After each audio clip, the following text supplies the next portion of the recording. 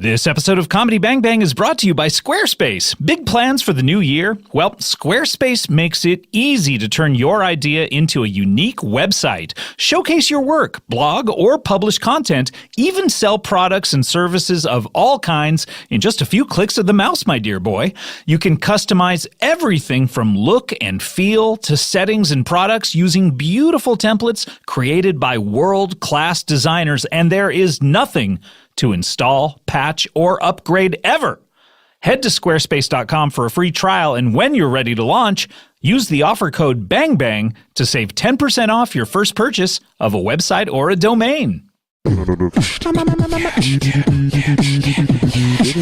bang bang, comedy bang bang, comedy bang bang, comedy bang bang, comedy bang bang, comedy bang bang, comedy bang bang, comedy bang bang, comedy bang bang, comedy bang bang, comedy bang bang, comedy bang bang, comedy bang bang, comedy bang bang. Bought the farm, chilled the beans, took a rain check, and shot the breeze. Welcome to Comedy Bang Bang, and thank you to Mondo Mudbutt for that catchphrase submission. And may I say, Happy New Year! Happy New Year! Happy New Year! Happy New Year! To old acquaintance be forgot and never brought to mind. Should old acquaintance be lower? Why are you? Oh my God! Are you yawning in the middle of a song? It triggered a yawn. Oh, triggered. Trigger warning, I yawned. I yawned. I yawned. I yawned, yawned. I yawned, yawned. I yawned, yawned. Welcome to Comedy Bang Bang. Oh my gosh, and Happy New Year to everybody. 2018, can you believe we made it? I can't believe it. Looks like we made it. Helping each other on the way. Did you say Ebony Other on the way? Yeah, Ebony Other on the way. What else would the lyrics be? It's the sequel to Ebony and Ivory, Yeah. in other words. Yeah. Songs should have sequels more often. Might even be a prequel. Well, you know what I like is the answer song. The answer songs are great. Of course, Papa just wants the best for That's you. right. Danny Aiello. But what are some of the other answer songs that you can think of? Well, here's what's weird about that one. So Papa Don't Preach is, I'm not going to have an abortion. Right. And then the dad is like, please have an Please, abortion. I just want the best for you, honey. No, I have an love abortion. you. Please have an abortion. Don't give me a grandson. Hey, Hey, by the way, if you're Listeners? listening to this for the first time, please give us a When are you grandson. gonna give us a When are you going to grandson? give Paul and me a grandson? Do you think people fucked the last couple episodes? Oh, that's my greatest Yeah. wish. the idea of someone having sex So while listening to this makes me sick to my stomach. Oh, me so horny. Oh, me so horny. Oh, me so horny. Do you think that song holds up? I think it does. I think it's as fresh as the day it was recorded. Welcome to the show. This is, by the way, best of 2017. That's right. It's 2018. How is that a by the way? By the way, By the way, maybe here's the what most this is. important thing of all. By the way, it's kind of like Red Hot Chili Peppers. By the way, what was he saying? By the way, I might be in love with you. I don't ever want to be. You ever go through a Chili Peppers phase, Paul? Every morning. Every goddamn day. Every morning. I you say. wake up thinking of the Red Hot Chili Peppers. Ramalama ding dong. That's your alarm, right? Can I tell you, the other day, I Were shoved. you walking down the street just the other day? Whose line? Oh, I was walking down the street just the other day. I shoved my wike awake. You shoved your wike away? No, Paul, don't. I had a wike. I'd only had it for like barely 2 hours. Before you just shoved it away. shoved it away. Shove it away now. Shove it away, shove it away. I shoved her awake because I was having a dream that a Freddy Krueger-like zombie was coming after. It was a zombie that also had Freddy Krueger knives? Freddy or Krueger knives. Face? Both. Freddy Krueger knives and face. He looked kind of like that character from Guardians of the Galaxy. That dude. Vindu or whatever his name is. The blue fellow. What is that guy's name? Win Blue? Jeremiah? I think it was like Blue. It Is might his have been name Wind Blue. Might have been Justin Actor. I can't remember. Oh, Justin Actor. Justin it's Actor. played by Justin Actor. Right. But this guy was getting closer and closer to me, and A little closer. This dream is heating up. and he was slashing at me, and I shoved him. Right. And you I- shoved Janie? I shoved Janie, and I heard her cry out, and she was like, "What? What's wrong? What's wrong? What's wrong?" And I was fucking freaked out. Freaked out. I'd never done that before. So, paging Dr. Freud, what does this mean? You consider your I think wife... my wife is a monster. I have to get her away from me.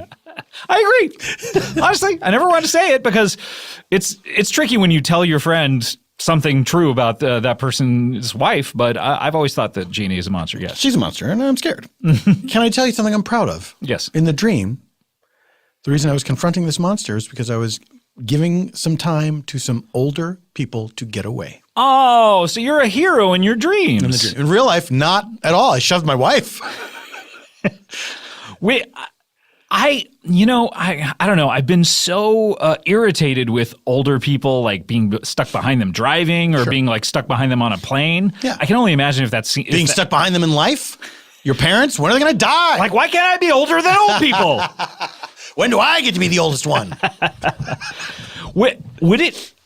We were talking in one of these last episodes about how things like being in a Star Wars film is something that you never imagined you could ever do. Yes. Do you think you will ever get to be the oldest person on Earth?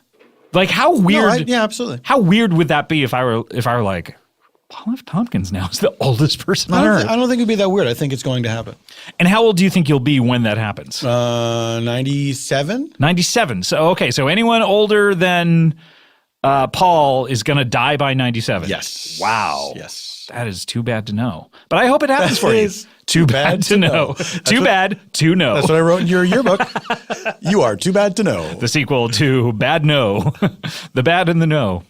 We were talking about Too Fast, Too Furious at lunch, Paul. You can't deny it. That lunch was a mistake, by the way. Why are you? I think we should have plowed through. No, I was dying. Were you dying? Yeah, I need to eat. I need to eat. I not need to eat. You had tater tots. I did. I ate anyway, which I shouldn't have done. What is the name of tater tots? Why are they called tater tots? I did a fun thing where I had two sides. They're called tater tots. Sounds because like every story. They're the children of potatoes.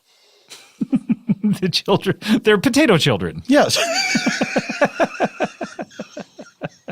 They're potato They're children. potato children. I like Yes. that. I like that. Or in the common vernacular, tater tots. I like the idea that two potatoes, if you rub them together long enough, just tater tots will fall out.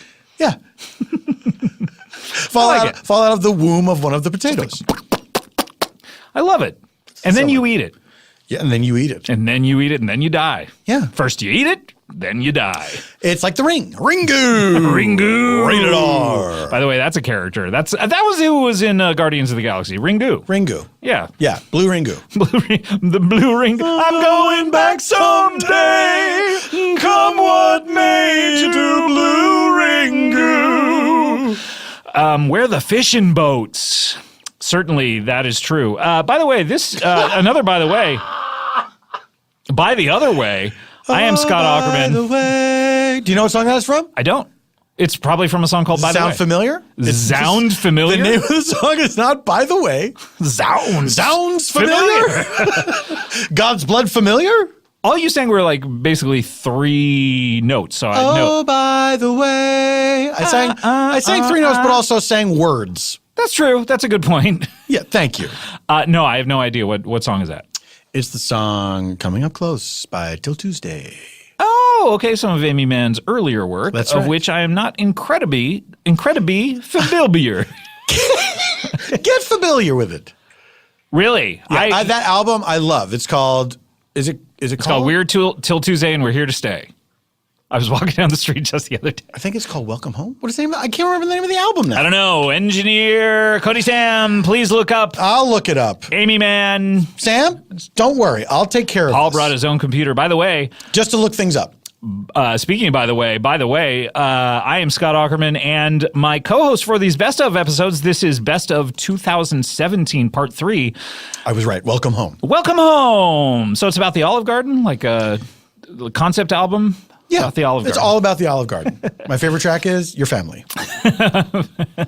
Parentheses when you're here. Pasteliano. Well, no, what was the festival that when I worked at the Olive Garden, I was a waiter at the Olive Garden? Oh! Hospitaliano. That's what it was. The Hospitaliano Festival. I thought there was something else that I remember from the commercials. There was like some sort of pasta fangu. No, that's not right. That's definitely not right. Bust up your ass! Paul F. Tompkins is across from me. Hi. Welcome, Paul. Scott, thank you for welcoming me. What a pleasure it is to be here. 2018. 2018. Wow. Let's talk about it. So far? Pop music, yes.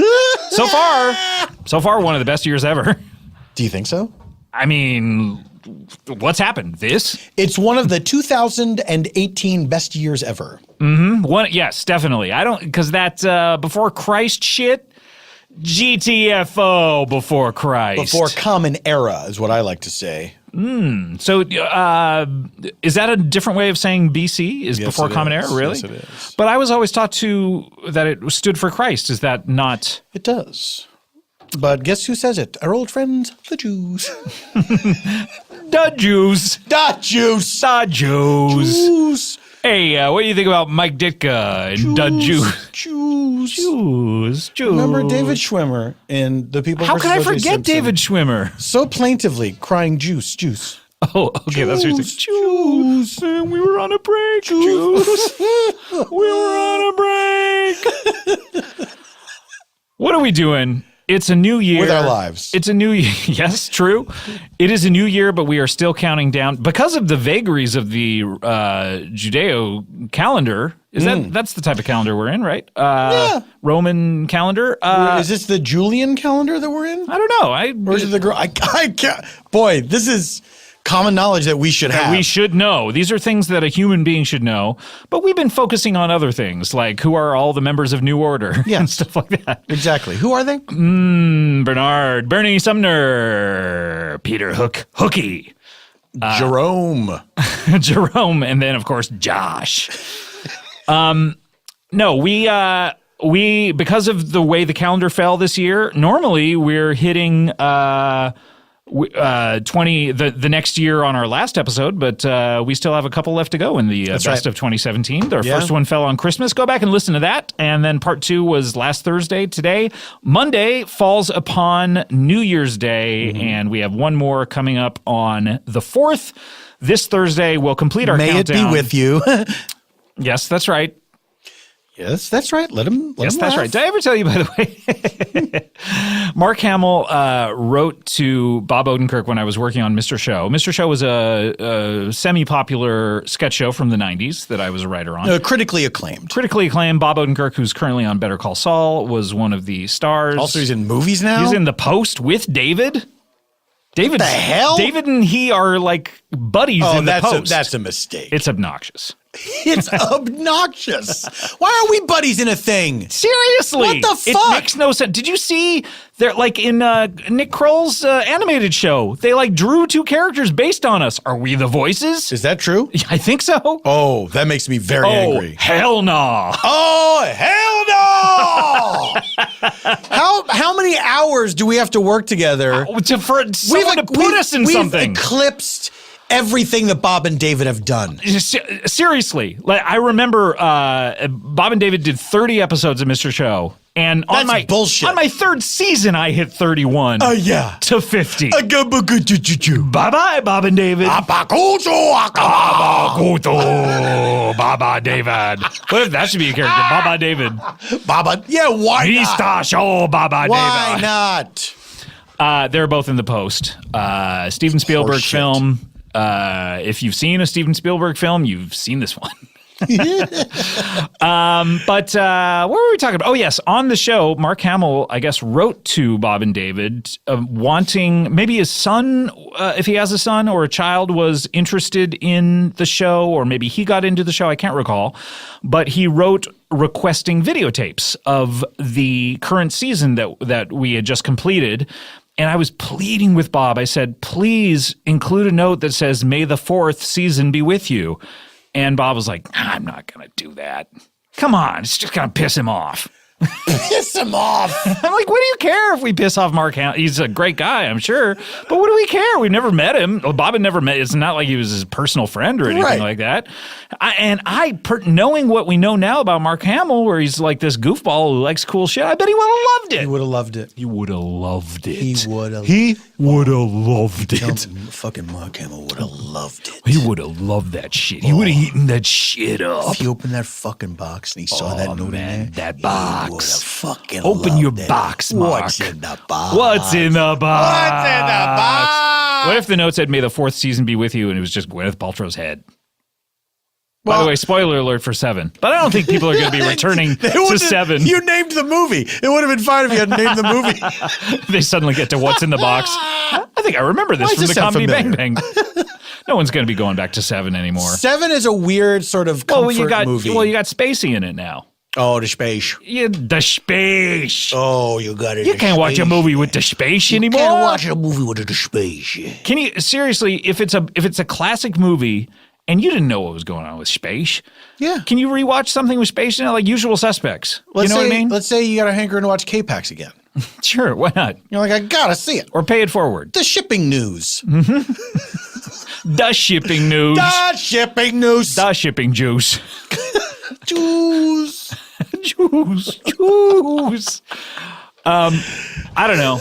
I don't know either, Scott. I don't know. I love Baby Driver. I love Baby Driver. You know, can we watch that anymore? Do you want to come over tonight and Oh, I watch forgot the spaces in it? that. The Spacey's great. Spacey's great. We've established I don't have any plans. That's right. We were talking during the break. I was like, do I need to hustle Paul out of here? And I was like, I think he had plans tonight. And then I remembered that we had this scheduled last week or the week before, and I fell terribly ill. And you had plans that night. I believe you were going to see the DJ artist. Correctamundo. Thank you, Fungi.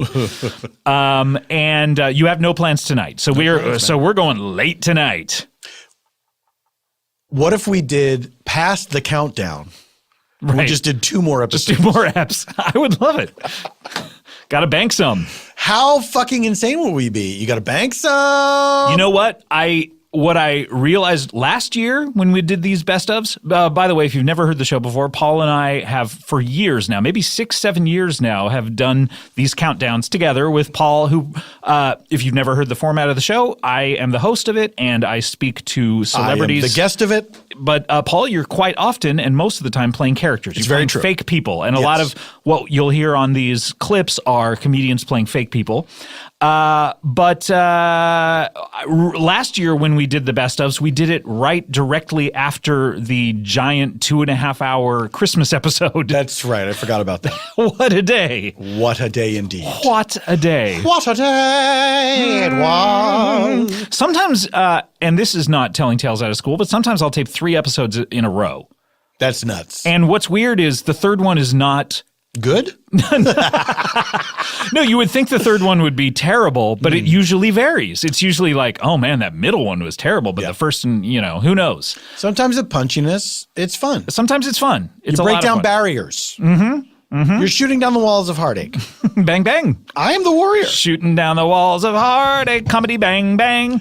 She should do a That's remake. fun. She should do a remake for you. Just for me personally. Yeah. She's just singing it in my face. How much you with think- her onion breath. How much?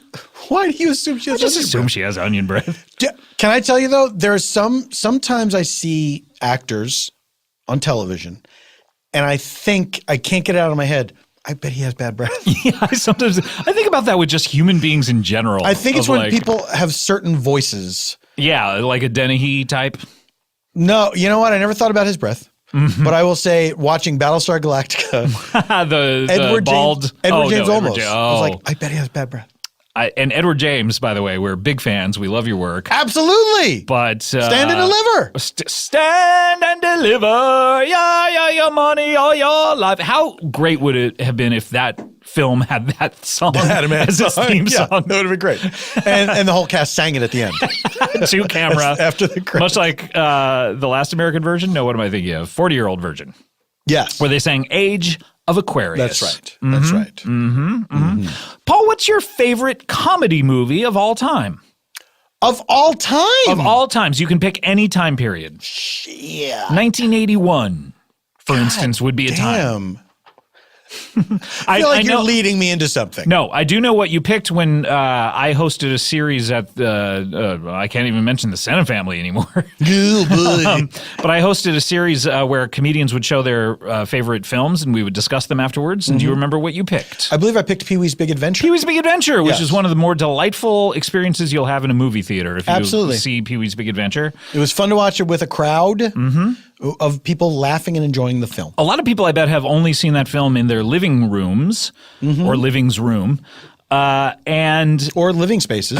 If they went to a living spaces, or if they saw Trading Spaces, and then in Trading Spaces somehow Pee-wee's Big Adventure was playing. was just playing. And Paige was like, hey, are you excited for Trading Spaces to come back, by the way? The TV show? No, I've never watched it. Never watched it. That's Jimmy Chip Pardo and Joanna? Probably, yes. No, it's not Chip and Joanna. Which one is them? That's which one is them? Which one is them? Now, which one is them? Which one is them? Which one is them? Now, I do beg your pardon. Which one is them? Who are we? Are we sort of doing Senator Tinkerbell? A little bit, yeah. A little bit. I mean, how did Bob ever think of Senator Tinkerbell? It's so indelible. And I mean, he's probably high, right? He's high. Those guys must have been so high. They must have been so high. Show. Nope. In fact, it was very difficult. What were we talking about? Oh, yeah, Trading Spaces, Pee-wee's Big Adventure. Yes, a delight. Most people have only seen it in their homes. And with comedies, a lot of times you can watch a drama in your home, I think still be affected by it. But comedies are great to watch with crowds. That's what we were trying to do with that film series. And it's so much fun to see a film like that with a crowd. Yes. Another one that I enjoy very much is The Wrong Guy with Dave Foley. Show that as well with Dave Foley and Dave Higgins. Very funny movie. Yes. And just came out on Blu-ray. On Blu-ray, yeah. I got it myself. Please let's give a plug for that because that's really funny movie. One of the funnier movies of the 1990s. Comedies are tough because they don't hold up so well. And so it's hard for me to remember. It's hard for me to think of comedies that I liked, say, when I was a kid, that I would still say today, this is really funny to me. I will say in that series, I asked a variety of comedians to do it. I did some at the UCB Theater as well. And it would run the gamut between people bringing films that they were very familiar with and still held up, such as Tom Lennon brought Man with Two Brains, which is great until the video game part at the end. And then Bob, the aforementioned Bob Odenkirk, star of The Post, brought Bananas by I Love You, Woody Allen. I mean, I love you, you know. And it ate shit. Wow. No one laughed At all. Wow. And I remember Bob came up afterwards and we were supposed to talk about the film and he was like, well, I mean, obviously I liked that better when I was a kid. I guess it doesn't hold up. I don't know. And I guess he probably hadn't seen it since. I don't think that he had seen it since then. I hadn't seen it since maybe I was 16 or something like that. Yeah. And we were like, and this is, before, I mean, it wasn't, you can't even make that excuse. It wasn't before everything went down, but it was before, everyone had turned against Woody Allen. Yeah. Everyone's like, oh, cool, Woody Allen classic. And just did not work. Yeah. It did not work at all. I remember I used to love Take the Money and Run. I can't imagine. I wonder if it would hold up at all. I think when you're young, as the killer said, you're just so happy that people are being silly. It's like people being silly in a movie because movies and entertainment in general are just like tedious affairs. Yeah. With people being very serious. The Supreme Court decision just came in. The Supreme Court decision. The Supreme Court. John Kerry reporting for duty. Justice Alito. Just an actor. And your host, just an actor. But movies are so dreadfully serious. So frightfully serious. That when you're a young person like ourselves, where we're just like, come on, and can't everyone lighten up and be funny? You're just delighted by people acting silly. Yeah, because it's you're listening to grown-ups talk, and it's boring. They talk about the weather. Yeah, exactly. You want to see somebody clown around up there. Now, the one adult that talks about the weather that's funny is Dallas Raines, of course, here in Los Angeles. I forecast at 11. At 11, we're both doing the thing you can't see. The fist pump. What he does is Dallas Raines is a local KABC weatherman. Yeah, and he's telling you, I'm going to talk about the weather later. These are like 3 or 5 second promos for the news that Here's some I'm teasing weather topics I'm going to be discussing. Which, by the way, in Los Angeles, how is that a tease for, oh man, I got to catch that weather? Yeah. It's right? like, shouldn't they be teases about like, disaster just happens in whatever. Disaster teases. Disaster teases. Disaster teases. So then at the end, when he says at 11, my 7-day forecast. He reaches out with at his 11. hand. He grabs some air. He grabs makes a fist and turns it around and shakes it at the camera. And shakes it like I got you, air. Triumph. You're not going to escape the fist of Dallas Raines. Invictus. Sic Semper Tyrannis. He's great. There must be a supercut out there of Dallas Raines. Oh, I hope so. He's great. And by the way, Dallas Raines, if you're listening, we'd love to have you on the show. Yeah, and Paul, absolutely. you're going to look up Supercut Dallas I'm Raines? going to look up Supercut Dallas Raines. Supercut Dallas Raines. What if it's just pictures of him looking supercut? Just like a 12-pack. Damn, Dallas Raines. Damn, Dallas Raines. He's a good-looking man. He's, for what he is, which is a man, he's good looking. You're right. Dallas Raines. Damn, Dallas Raines, Daniel. Damn. What do you, take us through Daniel. Daniel. Back at it again with the white van. Why were you doing that before? Was that on an episode? I don't remember. I think so. Damn, it was Daniel. John Hurt doing that. Damn, Daniel. Damn, Daniel. Back at it again with the white vans.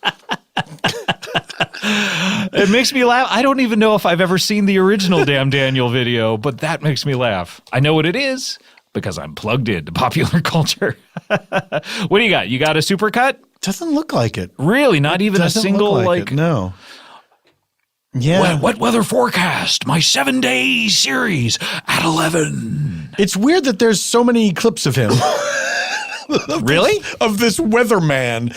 Yeah. It's strange. There's a lot of clips, but not the clips of the promos. Is that what you're saying? Or you're just looking at what are they clips of? Describe some of these clips. It is honestly like, here's one, latest weather with Dallas Raines. That was posted a year ago. Why would someone post the weather? Well, it's like the website, I guess the ABC7 website posts them, but then they just leave them up. Yeah, delete these. Come on. It's eating up your bandwidth. Bandwidth is a precious commod. This was Dallas Raines' 30th anniversary, forecasting AccuWeather for Southern California. His 30th anniversary forecast. 30th anniversary forecast. What did he do? Did he do special weather? I think he did special anniversary weather, yeah. It's just hail that rains. Happy anniversary to me. Dallas Raines praising God for the weather. Okay, that I want to hear. Can you play some of that? FSU, some university. FSU. Son of a bitch. Oh, somebody posted something called Funny Weatherman. And they just saw him and it was like, that's a funny weatherman. Oh, and he does a lot of different hand gestures. A lot of fist pumps. It's almost like you can plug that in, by the way, if you want the aux cord. I might. Well, you know what? This is kind of the supercut of him doing it. Okay. Where'd it go? Where did it go? Where it go? Where it go? Where it go? All right, we're going to plug it in. Plug it in. What'd it do? All right, what do we got? Here's Dallas Raines. Is that turned up, my man? All right, here we go. Dallas Raines. All right, Dallas Raines under the caption "Funny Weatherman," which is accurate. Posted by BB Flyman. BB Flyman.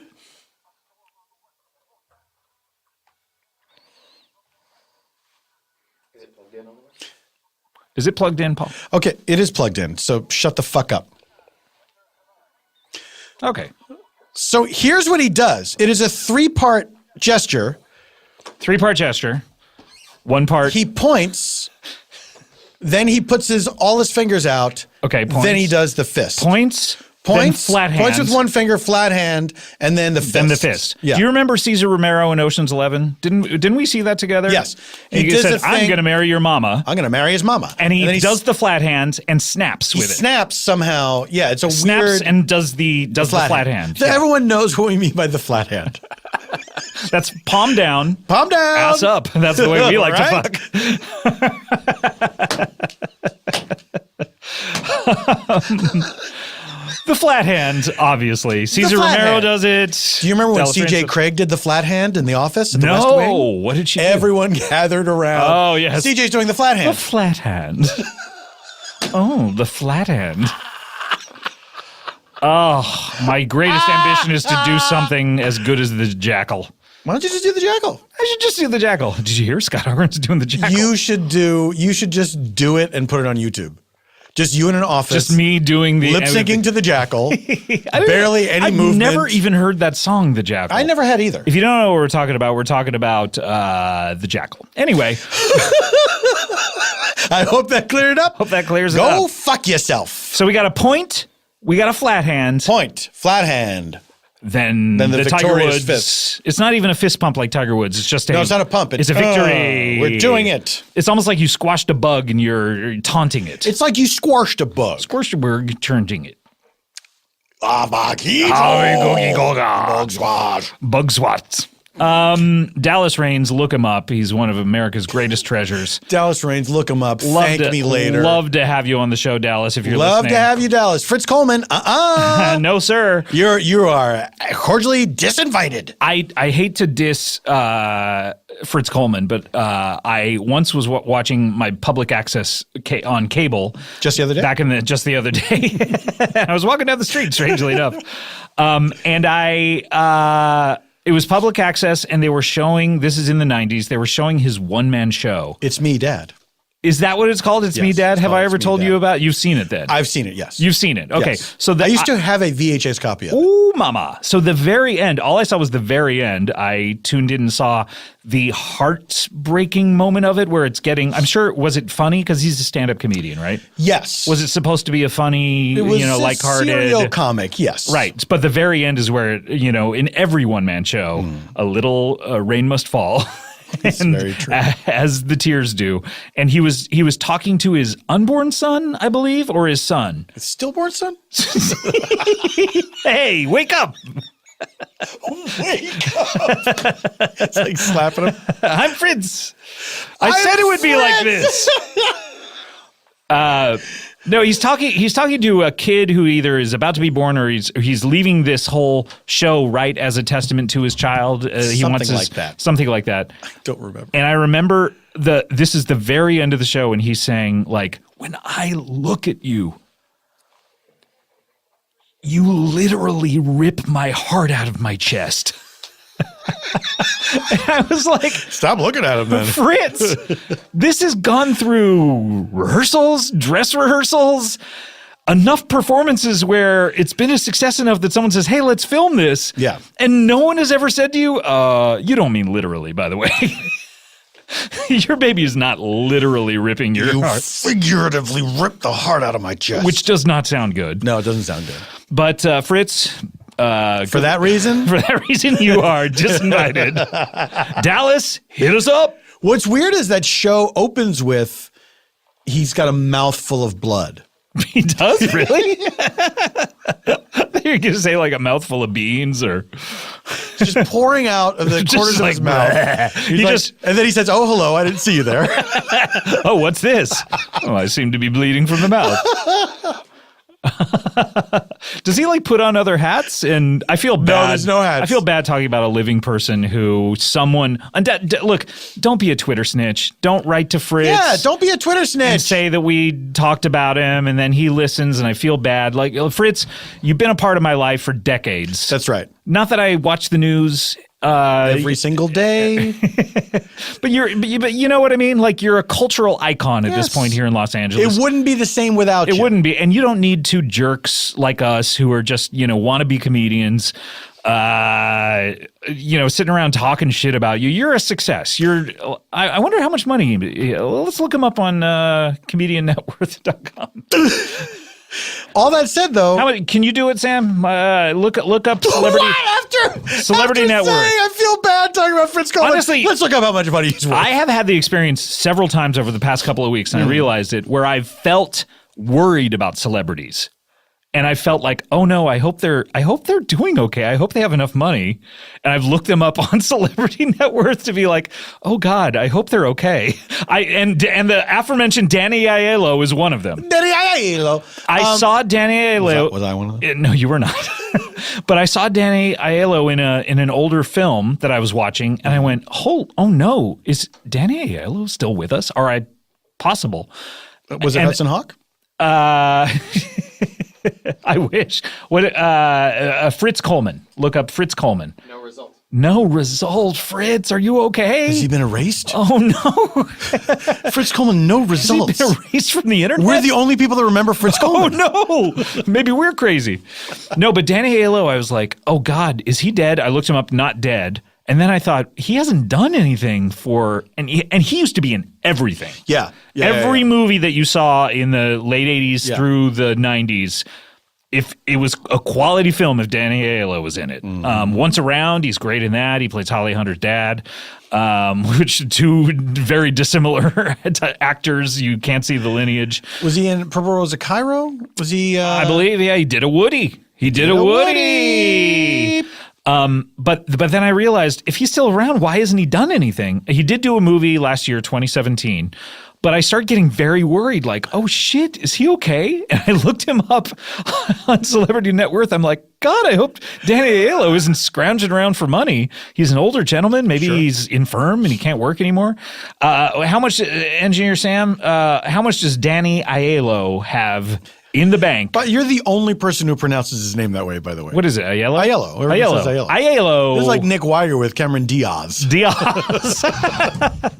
Well, you know, I for a long time I was saying Gal Gadot, and everyone would laugh at me, and now people have finally come around that that's how you say it. Is it Gadot? It's Gadot, yeah. And anytime I would say it, people would go, ha, thinking I was making a joke, and I'm like, no, that's how it's pronounced. What do we got with Danny Aiello?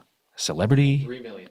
3 mil? He's got 3 mil. He's fine. bad. He's fine. He's Although good. I will say, I think my net worth is estimated at over $1 million or $2 million or something like that. That is not true. But maybe it's just, you know, what you got floating out there.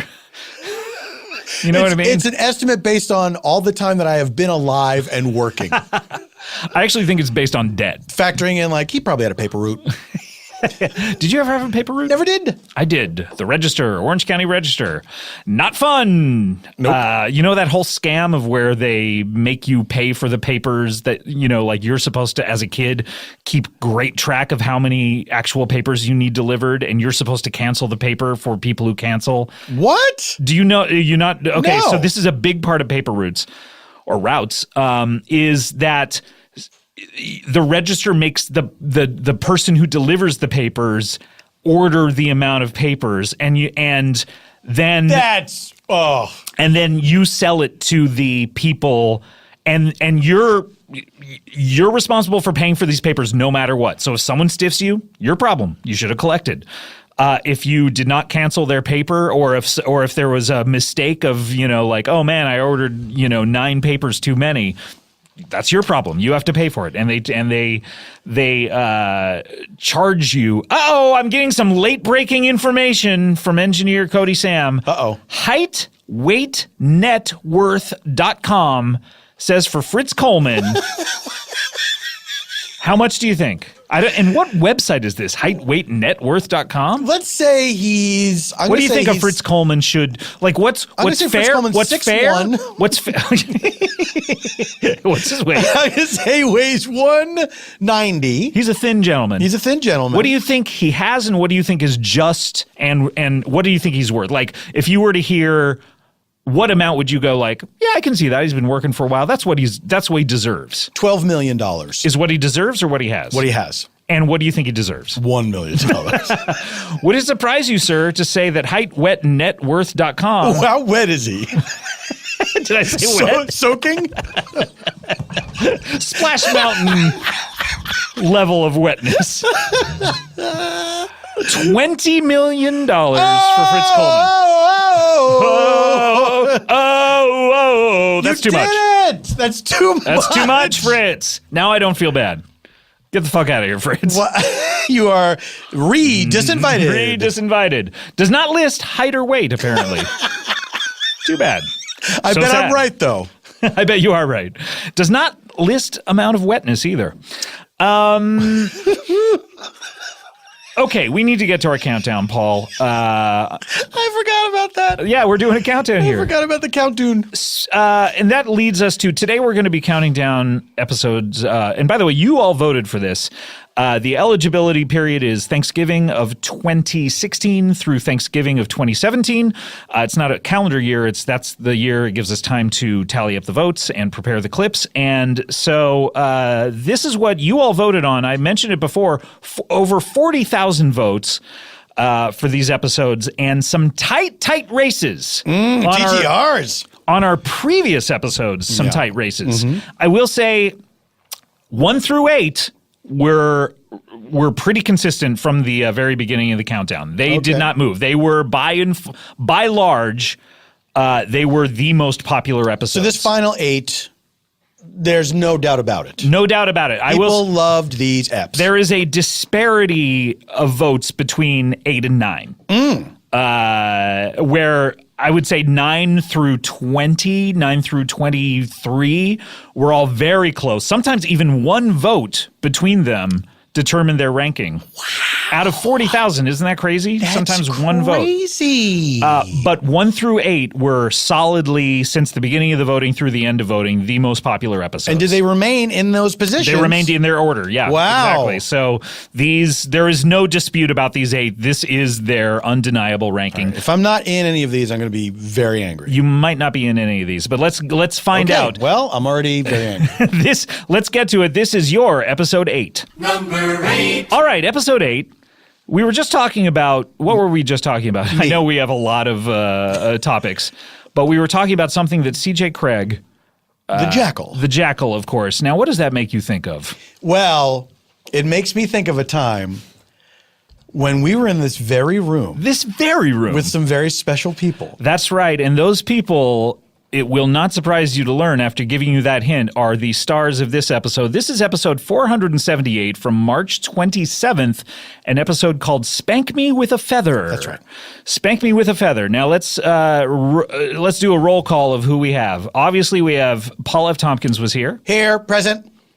We have Lauren Lapkus. This is her second appearance on the countdown. Absent. And the two of you were playing Chasmin and Sunny. Yes. We have 2 people who I mentioned on an earlier episode. There are people who are on TV shows who sometimes stumble across the show and they become fans and they want to be on it. And these 2 are no exception to that rule. We have from Orphan Black, we have Tatiana Maslany and Christian Brune. That's right. The dream team combo. Yes, indeed. Two great people who became friends on Orphan Black. Tatiana played the titular Orphan Black. I don't even know if that's true. Yeah, sure. Maybe it was. Was she called Orphan Black on it? I don't know. Yes. No. She played a variety of characters, but the phrase Orphan Black, to my knowledge, was it ever spoken? you know what? I still haven't seen the final season. I haven't seen the final season either. I have it downloaded and I haven't watched it yet. As do I, my good dear boy. But Christian played one of the clones' husband, and they became fast friends. Yes. They love hanging out together. And they're a very good comedy team on the show. They were very funny. together. They played the characters that they played. He played the husband of the funniest clone, and they had a husband. Oh, the husband. We've talked about that on previous episodes. And they've done the show several times, and I don't even know how long they've been listening to it, but they listen to a lot. And that's always fun when an Emmy winner and a guy who was sitting next to her or near her. And by the way, he's on a different show. Like, she only had the one show. Yeah. He had 2 shows he was juggling. He was Constable Johnstable. Constable Johnstable on the art of murder. The art of hey, manslaughter. It's a bad deal. And he just, and spoilers for any fans of that show, whatever it was, he went out, he died in a hail of bullets on that show. Yeah. So he's no longer on that. Yeah. All of them to the face. All of them, right? He's just like pizza face. It was I think something like 70 bullets to the face. So he's no longer on that show, but he's on some other show or something. And then she... He was on Handmaid's Tale. Was he on Handmaid's Yes, Tale? he was. He was in an episode of Really? The Handmaid's Tale. What yeah. did he play on it? He plays a creepy doctor. Ah, that's his wheelhouse. Creeps. We like to tease him. We like to tease Christian. We hang out socially. We know he's listening. We know he's listening. He's a loser. Thing. That's the thing. We know he's We listening. know this loser listens to the show. Tatiana, she probably dips in and out. Yeah. But She's Christian got better things to do. Christian is like waiting for midnight for these He's things a to drop. Stupid loser. And Christian, of course, like he joined us on tour in Toronto. Yes. And So much fun. Great guy. We had dinner at the Keg Mansion. And I mentioned the Jackal because I don't know whether it was this episode, but we all watched the Jackal. It was on this episode. It was this episode. Because Spanking with also Mary Holland. Mary Holland is Yes. here as Janice Cramps. That's right. As well. This is a very special episode for me. But I think there was one the previous year with Janice Cramps as well. Was there not? Was it the previous year? I think it was the previous year. I think this is the second one that she plays Janice Cramps in. What was her thing the second time? She First time did. she She was did pregnant. not. Yeah, she did not have the baby. We'll hear it. But this is her second appearance as Janice Cramps. This is blowing my mind. Yes, it's. I mean, like we said, this year went by very quickly. But this is the time that we watched This the might Jackal. be. I believe this is the time we watched the Jackal. It came up off mic. Right. And some people had not seen it. So we watched it. So we watched it. I posted a picture on Instagram. Of everyone mouths agape. Yes. Yeah. So we're not going to hear that part of it. Go back and listen to it. But we are going to hear this is Paul and Lauren as Chasmin and Sonny, who are have been on several episodes before. They are a couple of radio personalities, Morning DJs. morning DJs, Based and in Washington, based in Washington D.C. who do a show personally for the president every morning. and parts of Asia. And parts of Asia. I forgot about that. So this is Spank Me With a Feather. Great episode. This is your episode 8. Number 8. They've been on the show a few times before. They are. That's right. They are, of course, a morning duo. Of course Got we that are. right. in the market of Washington D.C. And around the world. No, but mainly DC. That's right. Washington, D.C., and I think almost all of Asia. That's right. Almost all of Asia. Which is a lot of the world. Please welcome back to the show, Chasmin and Sonny. Hi, Daddy. Hello, everyone. Scott, thanks for having us back on your program. We love it here. We do. Do you really? Thank you so much. Yes, it's a safe place for us. We're scared. It feels good in our blankies. We're in a big snuggie right now. That's right. Well, I was. You could have knocked me over with a feather when you guys hopped in. We tried to. Yeah, you brought several feathers over And here. a really big one from an ostrich. It pecked me on the head. Boink. Doof. Dank. Doof, it said. Dinf. Ouch. Do you guys remember? Oh, I went guys- cross-eyed. How are you? Wait a minute. There are cartoon birds floating above your head. How are you achieving this? Achieving? Make it stop. Wait, this is not your doing. This is not Sonny's doing. She has a rare disorder. Oh, it is some sort of cartoon disorder where. Yeah. Well, I'm no doctor, but what happens is sometimes cartoon birds appear above her head that other people can see. Wow. And he sometimes plays doctor on the radio. It's true. Wait a minute. Now you're. I asked to look into people's pants. now I'm you're, not wearing any. You're looking over That's here. right. So you're safe from me. You're looking over here at Sonny, and you're imagining a big turkey. Sonny. Me? No, I mean Sonny. You're looking at Christian. Yes, I'm hungry. How do you know what Sonny is imagining? Because it's visible to, much like her cartoon birds, it's visible to other people. What you don't see is that you have lipstick and a dress on. Do you guys remember? Brava voom. Do you guys remember Christian and Tatiana over here? Oh, of course. We remember all the people we've blessed with our presence. Well, let's run them down. Who do you got? You, Them. Every president of the United States since that's John right. F. Kennedy. Including Trump. That's right. Now we have a new president, so you guys have, of course, performed for him. He requests very specific programming. Exactly. He's the only one who's ever installed a call-in number for our station. As you know, there's a radio in the White House that's broken, and so it only gets our program. Right. So the president must listen to us. Yes, no Sorry. choice. Right. This has all been talked about on previous episodes. Yes, but I know. we like to explain. But It's fun. this president's got a very specific request. Yes, he called us up and said, please, will you tell me bedtime stories in the middle of the day? Oh, so he likes to take a nap in the middle of the day? or No, is he this remains pure- wide awake, but he okay. likes to hear bedtime stories. Do you Yes. put the blanket over him when you do that? We don't see him. We can't see anyone. right. We're both legally blind. Oh, wait, this is a new wrinkle. What? Is it? We've never discussed this before? What? I do wear thick glasses, but I'm legally blind. I wear actual Coke bottles with arms on them. They're protruding out. Wait, with arms. They're Pee Wee Herman doll arms. That's right. They used to say something, but the string broke. So he made a new thing. That's right. Glasses. So how did you guys get?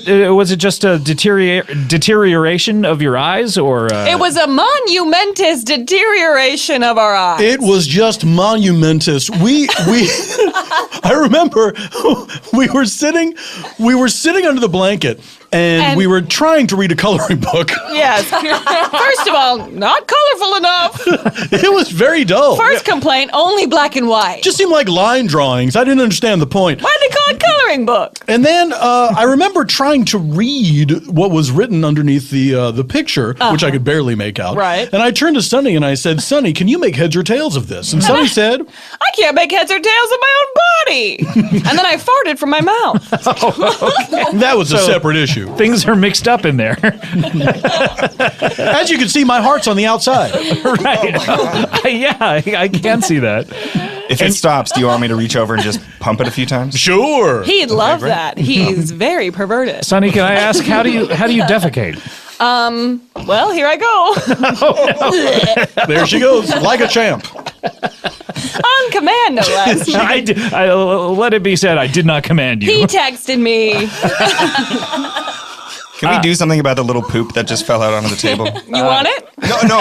Maybe like Sonny will sign that for you. Oh, I'll sign it with perfume. What does that mean? She's got a perfume pen. I actually started a company. It's a perfume pens. company. We started it together. He's modest. That's right. But we used, I'm the CEO and COO, we used America's favorite scent. which is Shit. so. Okay. so you're gonna sign the little shit with shit smell? That's right. Signature shit. It smells a lot like real shit. Why do you think that's America's favorite scent? Have you Everyone- been there? Have you ever been to America, Scott? I believe Take a I- look You're not around. very cultured. Oh. Take a look around with your nose. You'll find that the smell of shit is everywhere in the United States. It's President Trump's favorite scent. Oh, really? Oh, okay. Yeah. That's He interesting. loves a dookie in his mouth. Doof. Every bedtime story we tell him has to end with, and then the guy ate shit. And then he says, now I'm happy. Interesting. The interesting things you hear about, historical facts about our presidents. So yeah. interesting. It's interesting the things you hear about historical facts about our president. You can't predict him at all. So, guys, it's so good to see you. I mean, I believe we first met when Tatiana and Christian, you were here. Is that right? Can Yes. that be possible? Yeah. That is possible. We also, I'll take your word for it. It's true. we also met Scarsdale. Sonny, I'll take your that word year. for it, too. Is Scarsdale your manager Yeah. here? Oh, he's not here. Scarsdale, our producer, he's not here right now. Not right now. Who knows what he could show Anything can happen. What have you guys been up to? I mean, obviously, Trump's in the White House now, so you have added duties, and added Literally. duties. up. No kidding. You said it. But what's going on with the show? Are there changes for 2017? Well, we were a little worried about the ratings, so we decided to just mix things up a little bit. And so we brought someone else on board to just kind of be our foil. Oh. You know how it works on radio shows. You have the two people who are the main people, and then you have a third person. Baba Like a- Booey. You could Like actually a dumb person. Yeah, you could absolutely do without them. They Right. just serve to make the other two people, the main two people, look good. And Right. yeah, you could just make fun of him. So who is this person? Well, his name is Gross. Grover Scarsdale? Grover Scarsdale. Oh no! I thought I heard No, his Scarsdale, last but name is no. what, that what a wasn't- coincidence! No, it was his name is Grover Scarsdale, but it's just his last name. Wait a minute! Is this Scarsdale? No, Is your- no, no, No. different person. No. Scarsdale. No, slow Scott. down. No. Stop. Scott. Stop. No. Stop. No, Scott. No. Scott. Very different. No. Stop. I'm sorry. You gotta Stop. listen. I'm sorry. Scott. Stop. Silence. I'm sitting. Hey. I'm sitting. Put a bone in his mouth. He's panting. And thank Christian. me later. Okay, so I'll sit down. Dumph. I'll sit down. Dude, here's the thing. Scarsdale's first name is Scarsdale. Grover Scarsdale's last name is Is Grover Scarsdale. Scarsdale. Oh, what's his first name? Scarsdale. Scarsdale. Grover Scarsdale. It's a little confusing. Okay. So we have our producer's name is Scarsdale, and then our foil's name is Scarsdale Scarsdale Grover Grover Scarsdale. Scarsdale. What is Scarsdale's last name? Who? Your producer, Scarsdale. Scars. Scars. Scarsdale Scars Yeah. and Scarsdale Grover Scarsdale. Yes. That's right. Okay. And so they're not related. Different last names. Oh, very interesting. And, Yes. and does Scarsdale have actual scars, or do either of them? I guess. Well, we do. You want to see ours? Take a look. We had a knife fight last week in our vault. Oh gosh. On the weekends, we sleep in a vault. It got very contentious when we found an Olympic gold medal, and both of us wanted to keep it. That's right. What was it for? What event? It was Bruce Jenner's triathlon medal. I That's don't right. know who Bruce Jenner is. He was a man who ran in the Olympics. Oh, okay. Yeah, someone in history who doesn't exist Yes. anymore. Oh, okay, right. I mean, if you want... Wait a second. Hold on. Hold on. Everyone. Hold on, PC Please. crowd. Should I have said it was Caitlyn Jenner's medal? Yes. Okay, I'm sorry. It's a whole new world, and we're old-fashioned people. I Bruce guess. won it. We don't know trying to how- navigate What do the you rules want? here. We're trying to I'm navigate just the trying to be rules. right. I didn't realize that we erased. I'm sorry, Caitlyn. Caitlyn won it back then. We just want to make sure that You we're know, being you can't get anything right these days. Okay, look. What, you're not supposed to say the president eats poo? Is that bad? Am I punished? Do you want to be Lock punished? me up and spank me with a feather. Very ineffective. I don't like being spanked. There you go. So, well, I apologize. So you guys were fighting over this medal Yes. for a triathlon of some Yeah, sort? we both or- wanted it because it's Okay. worth a lot of money. Okay, sure. It's our retirement plan. And then we stabbed each other. Several times. Where? Mostly the abdomen. Yep. Few times in the face. Got me in the neck. Oh, yeah, Near. look at that. Yep, God. It's a perfect circle. He used a pencil. It was a knife fight, but at times we did switch it up with pencils. really? It was getting too dangerous? Well, you know, we're in a bank, so they had very pointy, always sharpened pencils. You know how banks have tons of pencils? This was one. Yeah. This was a typical bank Yeah. filled with sharpened pencils. Number 8. Okay, episode 8. Okay. So fun. Paul, you made it back on the countdown. well, I'm glad. This is your fourth episode okay. in the top 16. Congratulations. Is it my final? It may be. I don't want to give it. By the way, if this is your first episode, Paul does not know what the countdown consists of and what episodes are where and where they are in the rankings, which leads to wonderful surprises some years and one year, maybe last year, some Bitter disappointments. Bitter disappointments. Now, if I'm not in the final 7 episodes, Right. I'm going to be very angry. Okay, should I tell you now if No, you're not? no. Okay, but you're just I'm gonna be telling angry. you now. Oh, shit. All right, we need to take a break. When we come back, we are going to have an episode which has become a yearly tradition. So every once in a while, we have. I know what this is. Every once in a while, we'll do an episode every single year around the same time, and we have one of those. We'll be right back with more Comedy Bang Bang after this.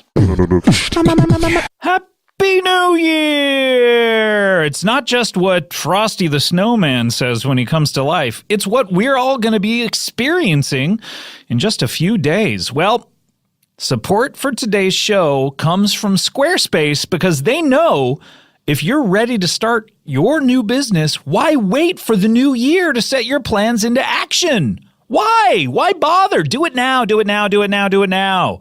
The future is coming. You can make it brighter with Squarespace. Squarespace has beautiful templates. That's one thing. If you're going to have a website up there on the internet, you don't want it looking kind of shabby. You know what I mean? You want it to be sparkling. You want it to be new. You want these beautiful websites that Squarespace has created using world-class designers. That's right. They don't get any jerk to go create these templates. They get world-class designers to do it, and you are going to notice the difference. Squarespace makes it easy to turn your idea into a new and unique website. Look, you can showcase your work. You can put up a blog. You can publish content. Sweet, sweet tent. You can even sell products and services of all kinds in just there's really no other way to say this, but a few clicks of the mouse, my dear boy. Customize everything the way you like it.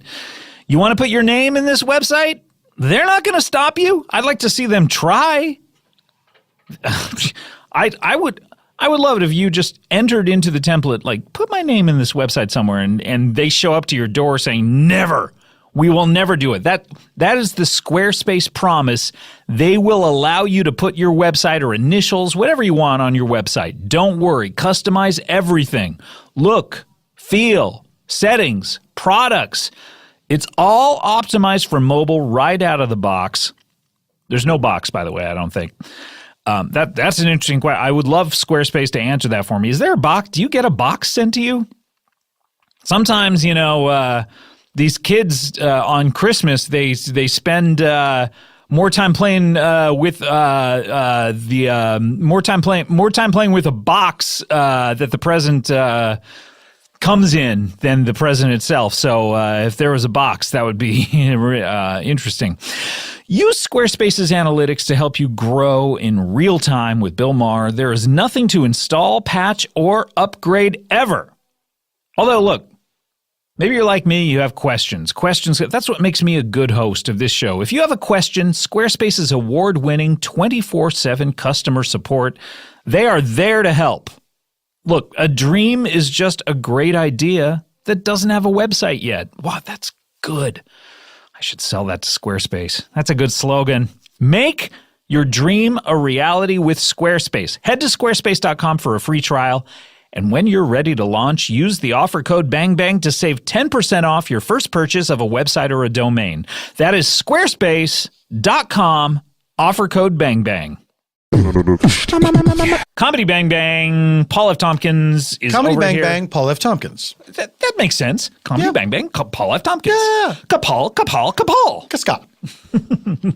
Welcome back. We're counting down your top 16 episodes this year of 2017, and we just heard episode number 8 with Tatiana and Christian from Orphan Black, and I hear that movie Stronger she's really good in. I read a review. I never got to see it. About the Boston Marathon bombing? Yeah, it's the Prefontaine, where two movies, the Deep Impact to the Armageddon. Right. Where So there was Patriots Day Stronger and there's Patriots Day, yeah. Yeah, exactly. Yeah. For some reason, they were just like, they came out at the same time. I hear she's very good in that. I want to check it out. I'll always go with the Mark Wahlberg choice, though. Yeah, that's true. If it's a thing where it's like Wahlberg or what's his nuts?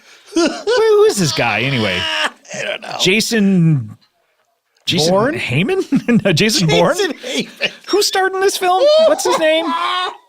Jason Link? Jason Link? LinkedIn? LinkedIn. Jason LinkedIn. Yeah. Always go with the wall. What about this All the Money in the World, right? Where they replaced Kevin Spacey with Christopher Plummer, Yeah. but they left Mark Wahlberg in there. Yeah, what the fuck? It's like, hey, if you're going back in, if you're rolling up your shirt sleeves, take walls out of this. Right. but he's wearing glasses, so I think he's playing a smart person. I don't know. When he asked for forgiveness for Boogie Nights. He asked for forgiveness. Yeah, he said he hopes God forgives him for making Boogie Nights. Come on, man. There's so many other things. Yeah, about it. There's Good Vibrations. God should. There's your Calvin Klein ad. There's your third nipple. He has a third nipple? Yes. Where? On his chest. On chest? Yeah. Where? Like right in the center? No, not not right in the center. Oh, that's a dream. I think it's like under one of his pectorals. Ugh, God damn it. Yeah, Don't which like it. means he's a creature from hell. Speaking of hell, let's hear A hell of a good episode. Thank you. Pulling my fat from the fire. Spillin'. Spillin'. This is your episode 7. Number 7. All right, episode 7. I mentioned before the break that this has become a yearly tradition. Yes. And you said you thought you knew what it was. I thought I did. What is your guesstimation? I'm not going to say. Uh-oh. You tell me what it is, and then I'll tell you what I thought it was. I will tell you. I'll tell you it is an episode from April 10th. Does that give you any? No. Episode 481. Much like our last episode, these were pre-episode 500. And usually in April, what comes out in April on HBO, but it is a little show called Silicon Valley. Oh, sure. Okay. Was that what you were thinking? No, it was not. Yeah, you were not thinking of that. No, I was not. I was thinking something else. This is an episode called Silicon Valley Poo Crew 3. Mm-hmm. And now what happens every year is 3 of the stars of Silicon Valley. You have Kumail Nanjiani, who also was in The Big Sick this year, a great film in my top 10 of the year. You have Martin Starr. Yep. We know him from so many. How many great shows has Martin Starr been on? Silicon Valley. Freaks or Geeks. And Party Down. Like those 3. And Party Down. Can you that's imagine right. having a career where you're on 3 of the greatest comedies? How about LeVar Burton, my friend, who was on Star Trek, Reading Rainbow, and Roots. Well, I mean, yeah, Roots, I guess counts. Did you ever TV show? Did you? I mean, it was a miniseries. It's not a show. It was on television, more than one episode. When did you see Roots for the first time? When I was a child. When you really a little boy? Yes, I was a little boy. Just a little wee I was lad. wearing my short pants. I had a slingshot in my pocket. You had mustache aspirations. Mustache aspirations. We saw it in high school. No, sorry, junior high. And I honestly, maybe I was a dumb kid or just self-centered or, grew up in Orange County and in lower middle class. I mean, my parents were simple country folk, but. You were like, why don't we have slaves now? No, I didn't. I guess I knew. What a great system. That's when the country was last good.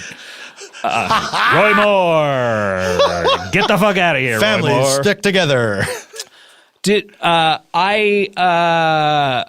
There's engineer Cody Salmons showing me his third nipple. That's right. And by the way, Mark Wahlberg's, not Sam's. By the way, you have a text from Brett Morris saying, "Nice, thanks."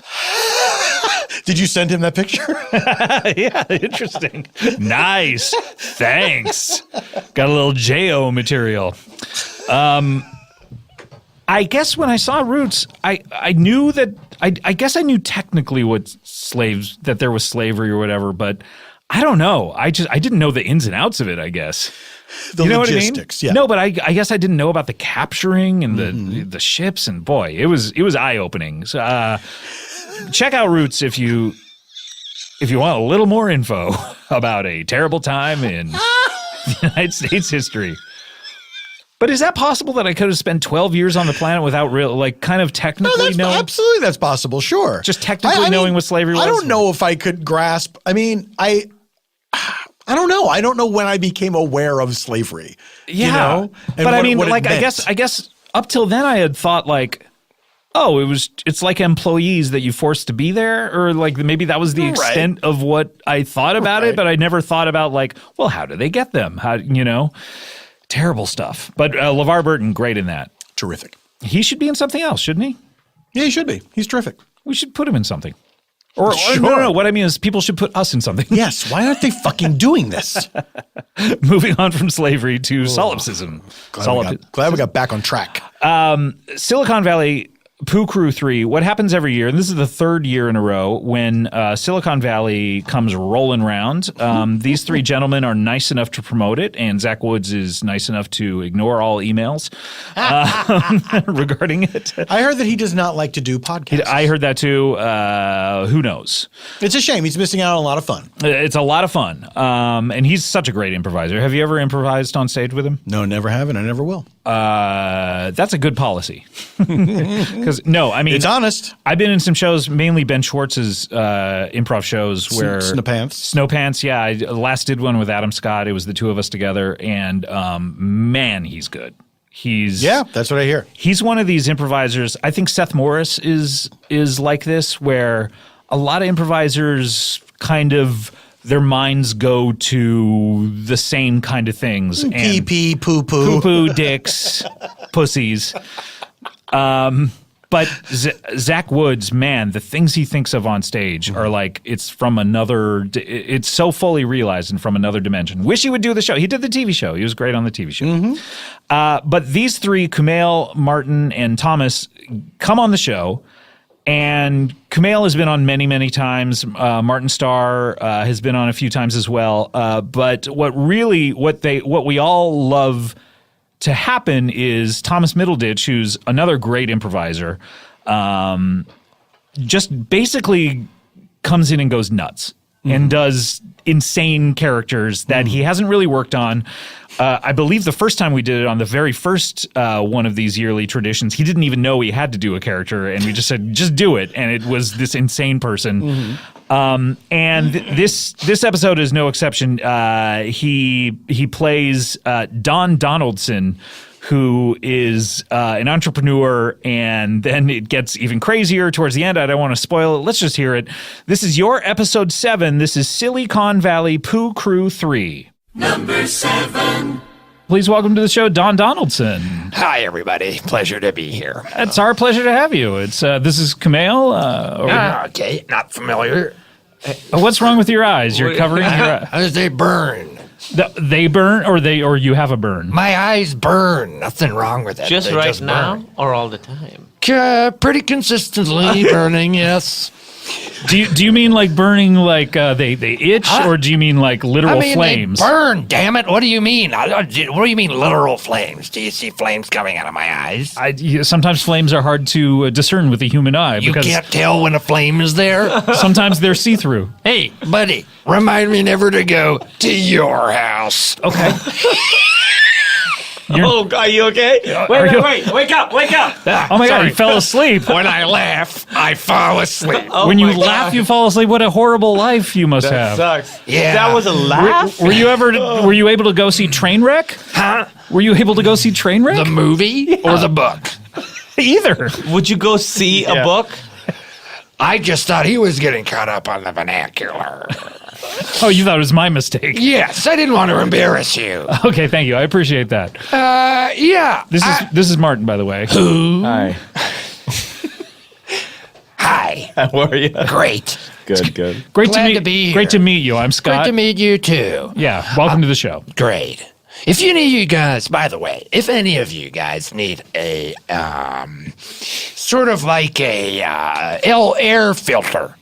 Sort of like an air filter? An air purifier for your home. Needs sort of an air purifier. Well, I was shopping online on Amazon.com, and I saw these air filters, purifiers, Sure, yeah. big units you can put in your home, plug in, and get nice air. Sure. I thought I could make one of those. Or you made it. Oh. Yeah, I got a bucket and some hoses and a bunch of sponges, and if you breathe right through the hose, you get nice, clean air. And mine are only $25. Okay. As what- opposed to the ones that are hundreds of dollars. Hundreds. You get 2 of them, you could easily rack up $1,000 bill. And you're gonna need 2 for your whole home. How many of yours do we need for the whole home? 4 to 6. Okay, but that's still $150. But were you saying you Hey, have to? I didn't come here to do math. Yeah, does it depend on how many house guests you have? Because everyone needs their own hose. Yeah, you need to breathe in. You need Yes. to carry it around. But it's a communal experience. You've been to a hookah bar, no doubt. yeah. Good. So we're all on the same page. We're all speaking the same language, Yes, are we we are. not? Yeah, we are. Good. So calm you've been down. to a Yeah, hookah. it's okay. Don't I'm get fine. angry. I'm fine. You're fine. fine. You're You're fine. Everyone's You're in a just- safe. You're in a safe back place. down. Sit back down. You're okay. Sorry. I'm excited is my point. Okay. Because the wait, world your is point. full Your point of is you're opportun- excited. That's my point. The world is full of opportunities. True. For an entrepreneur, do you mean? Yes, entrepreneur, inventor. Oh, are you an inventor? I've applied to be on Shark Tank, haven't I? Oh, how would we know? Have you? Yeah, I don't know. The answer is not yet. Okay. Well, let us know when you do. I will write you an email. Is it Scott@comedybingbong.com? Do you write emails, or did you invent something that's different than email that works the same way? You're trying to make me say that I have, aren't you? I'm just, you're an inventor. It seems like that's something. Well, I have.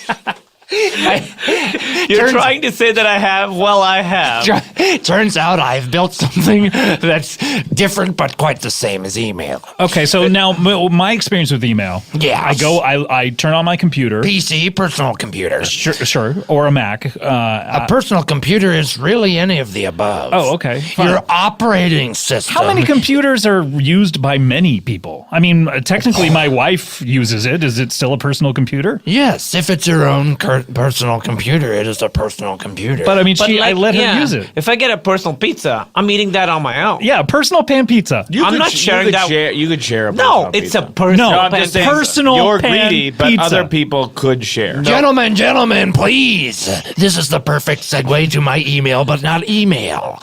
Okay, You when see- I log on to email, I go onto a browser. Yes. I go onto something, Yes. one of the clients that Yes. I type in my email, I press a button, Yes.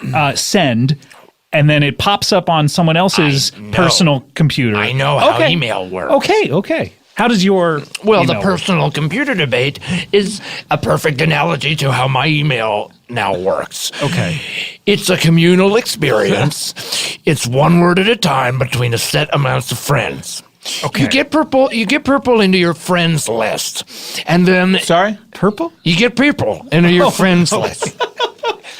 And then whenever you want to send an email, you invite which friends want to send an email with you. Okay. And then you contribute to the email one word at a time. But what are you typing into? Like, when- Are you typing into a computer? Is a computer part of this? Not yet. Wait, so let me see if I can break this down. You find a friend. a set number of friends. There is a limit. 6 friends currently. So up to 6 friends. Yes. And they all want to email the same person the same thing? 6 friends, then you're on the list. Then you send out an invite. It'll say something like, who wants to participate in my next email? How do you send the invite? Is that through a computer? No. Do that you is through need a bunch conventional of mail. friends And do you Do you need a bunch of friends to send the invite? You know social media. They're not really your friends. They're Wait. just people you All know. right, sure, let's not that's debate not that. the They're issue. just people you Yeah, know. You yeah, think I that's have not- 26 friends?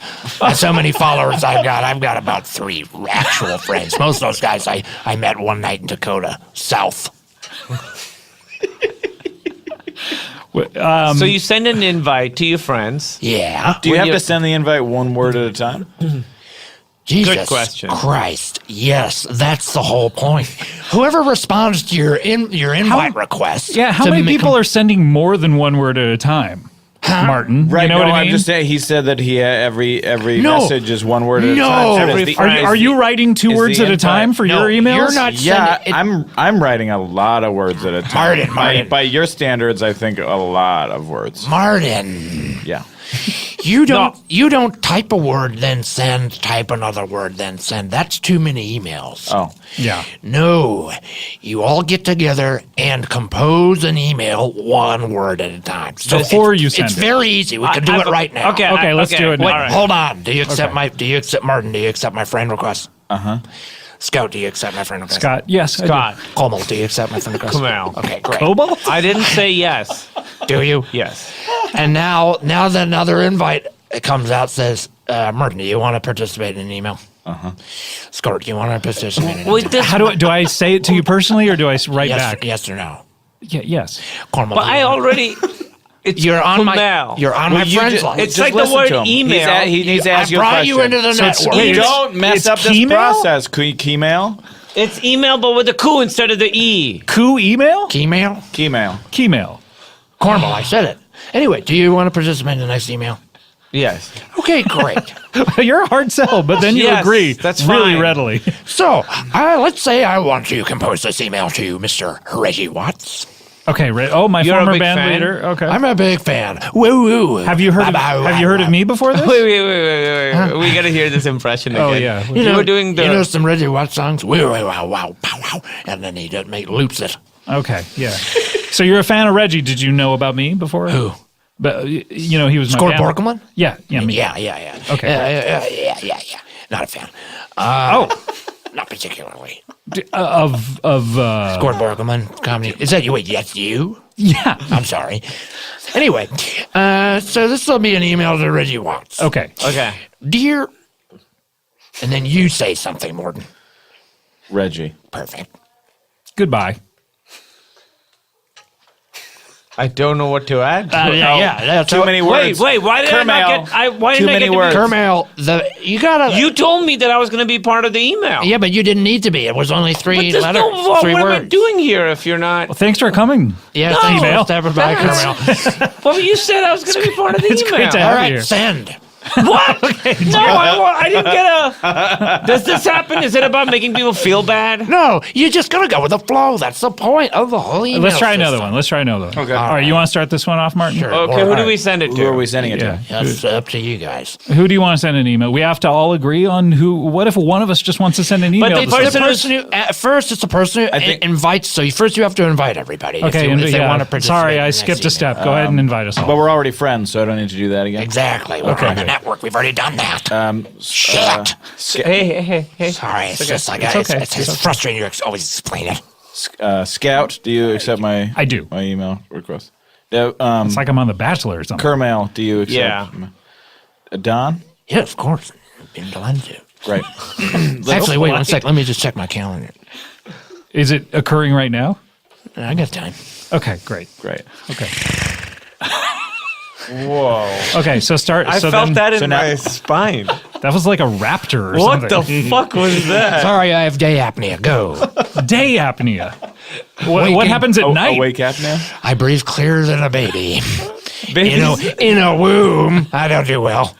So you have a lot of fluid in your lungs? Tremendous amount of fluid. It's like the abyss, where they get into those. Sure, yeah. Well, we all Are breathe. you going to let Martin say his email or not? Okay, so let's right, send the good. email Start to us off. John Goodman. John Goodman. All right. Dear R. What? He mentioned deer. And Wait, hold on. Dear are what? deer are. Beautiful. You said what? Yeah, you said what? Yeah, you said what? Okay. So that's a question mark after that. We Deer assume. are what? Yeah, how do we decide punctuation? How? You say it. That counts as your word. Okay, so this is still the first sentence. Deer are what, how? Okay, great. calm. Deer are how, what, calm. What, how? What? How calm? Deer are what, how, calm. Calm, like CALM? The computer's registering all this. You have to understand that when it comes to you, the first thing you say is what's going to be put in. Okay, period.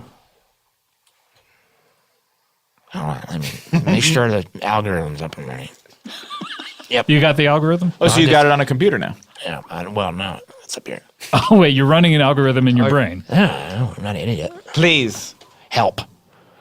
Me. Come. Right. Now. Exclamation point. Okay. Oh, wait, that's my word. Okay. There Are Several. Little. sperms. in. This.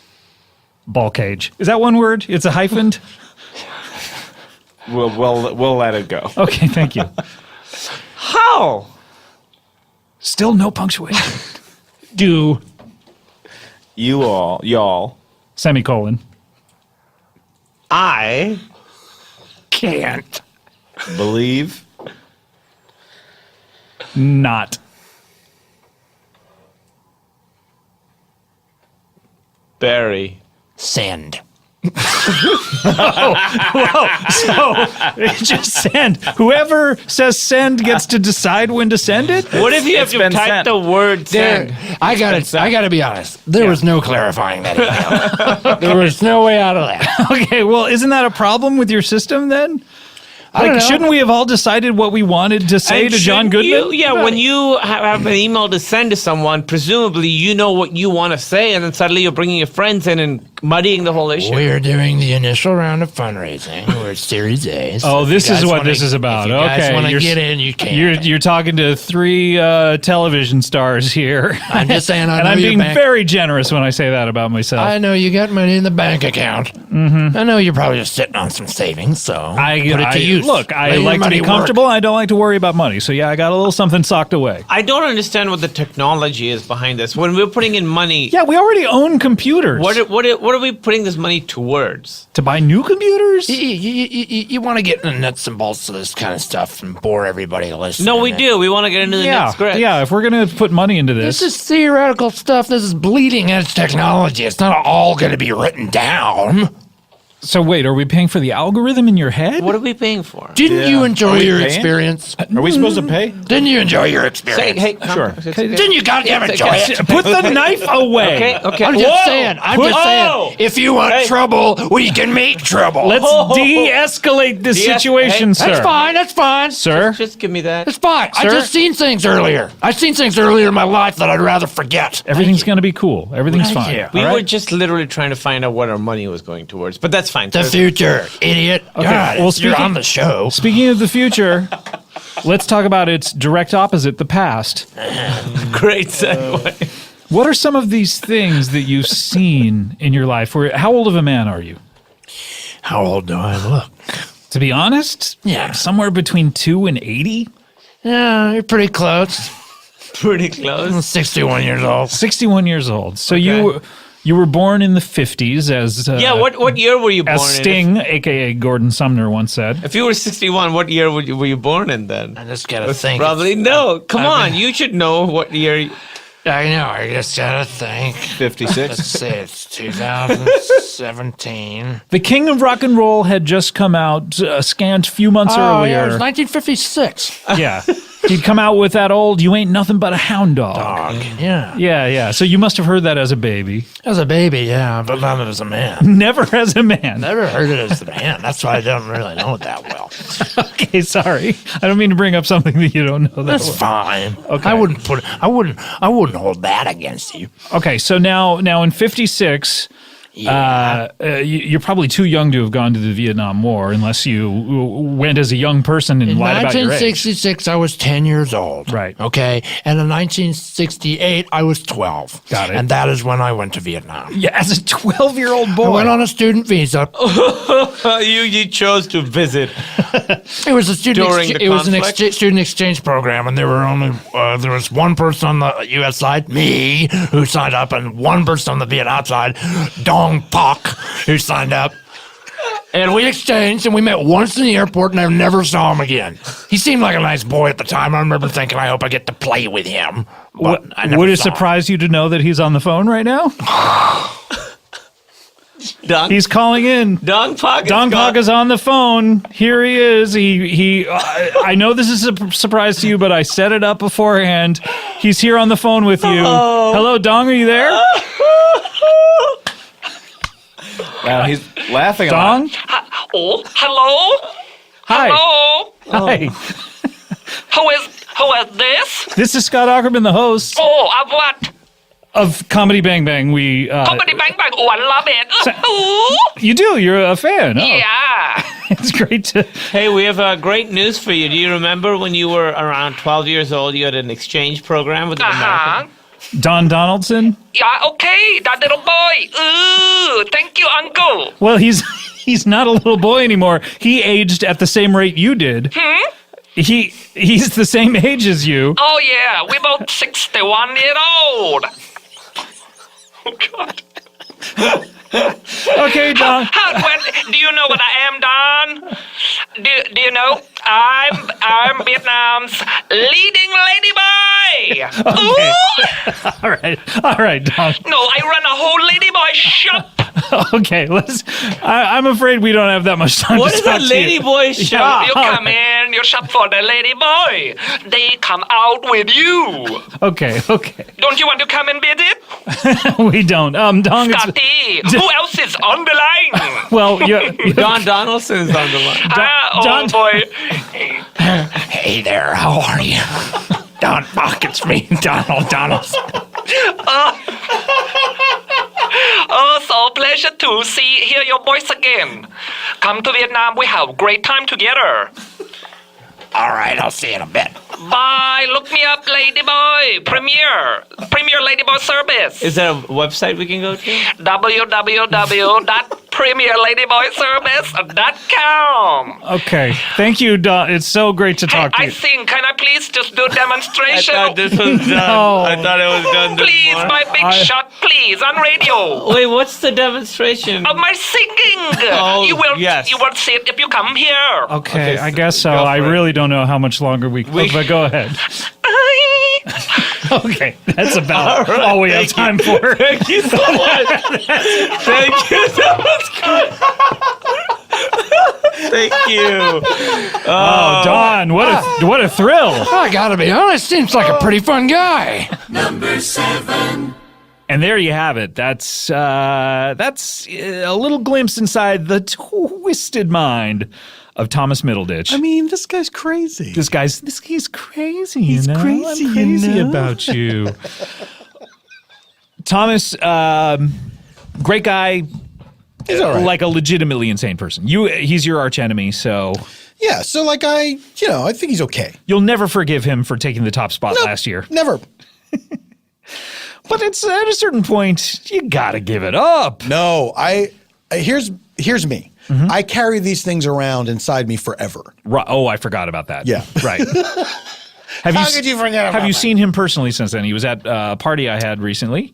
I literally saw him there, but did not speak with him. And you avoided him. I did, like the plague. How do you avoid the plague, by the way? I mean, I guess you don't like sleep on pillows that someone coughed on. Yeah. But like what? It's almost like people that's honestly, that's all you have to do. Don't sleep on pillows someone has coughed on. But it's like someone saying like you can outrun it or something. Don't fuck a rat. Hey, if you're fucking a rat, don't fuck a rat. Great advice here in 2018. All right, we need to take a break. When we come back, we will have a very interesting episode with the debut of a new character. This is nuts. Debut of a new character for something that landed as number 6 on our countdown. This is incredible. We'll be right back with more Comedy Bang Bang after this. Now, Paul, can I ask you a question? Sure. When I say Lisa, I say go. What do you assume I'm talking about when I say Lisa? The Simpsons. The Simpsons. Yes. Dun dun dun dun dun dun dun ba ba ba ba bum ba ba ba ba bum ba ba ba bum. Well, I'm not talking about. Doon doon doon doon doon doon doon. Shh. Dun dun dun dun dun dun dun dun dun dun. I'm not talking about The Simpsons, Paul. No, I know. I'm talking about, and this is exciting, I'm talking about Lisa, the direct-to-consumer, I'm going off the top of the dome because I don't see it anywhere on here, direct-to-consumer mattress maker majesty. Oh, they were named one of Forbes' top 20 startups to watch. That's right, a few years ago or something. Is Forbes tracking these every year? It's an honor. The new startups are here! The new startups to watch are here! My favorite issue of Forbes! Think about if you're that 21st startup. Oh, man. I wonder if Earwolf ever hit the top 20. No. No. You say yes? It did? We're being told yes. Oh, dang. Okay, thanks, Forbes. But I'm not here to talk about Forbes. I'm here to talk about Lisa. And what's interesting about Lisa is it's spelled in a weird way. It's not spelled the way you think it is. What do you think it is? I think it's spelled L-I-S-A. No, it's not spelled the way That's what the way I'm you think it saying. is. It's spelled L. Follow-up would be normally an I, but it's spelled L-E. You would think S-A after that? No, another E and then S-A. No S-A. Oh, you know my initials are S-A, so That's I true. feel a personal connection to this product. And Lee? Lee are my favorite type of jeans that I wear every single day. You're wearing your Husky Lee jeans. That's right. But we're not here to talk about Husky Lee jeans. Although, if they want to advertise, I'm not going to turn them down. I'm not going to kick them out of bed for eating crackers. Ooh. Speaking of bed. Speaking of out of bed. Speaking out of bed and a bed that you can eat crackers in. If you eat crackers in Elisa, this is the magical part about Elisa. They disappear. Let me tell you something. These will be the most comfortable crackers in the history of baking. Oh my God! You are going to just luxuriate on these crackers, and you're not. It's not going to be a Princess and the Pea type situation Because there's no peas, it's crackers. There's no peas. Mind your peas and crackers, by the way. Look, Lisa, we've talked about them ad nauseum on this program, but I want to go over it again because they are driven by this mission, a better place to sleep for everybody. everyone. For everybody. They don't care about race, they don't care about creed, they don't care about your occupation. They want every single human being. They probably do care if you're an animal. Like I wonder if they would allow dogs to lie on mattresses. Or horses. I bet they wouldn't turn an animal away from one of their mattresses. If a horse came to the Dream Gallery in NYC and said, I want to buy a mattress. You know what I bet they would say? I'd say you can try one out, but please wipe that peanut butter off of your mouth. Because it's going to get on the mattress. Because it's going to get on the mattress, Yes. and yes. I know you needed to talk. They are driven by this mission, a better place to sleep for everybody. And in fact, for every 10 mattresses that Leesa sells, what do you think? They count their money? No. I mean, they may do that, but they donate a different mattress, not one of the 10 that they sold. What if they donated one of the 10 that they sold? They were like, hey, let me have that back, and they donated it. A clerical error. Hi. Clerical Is that Errol. a new Star Wars character? Yeah, I'm afraid. I'm Clerical Errol. Clerical Errol.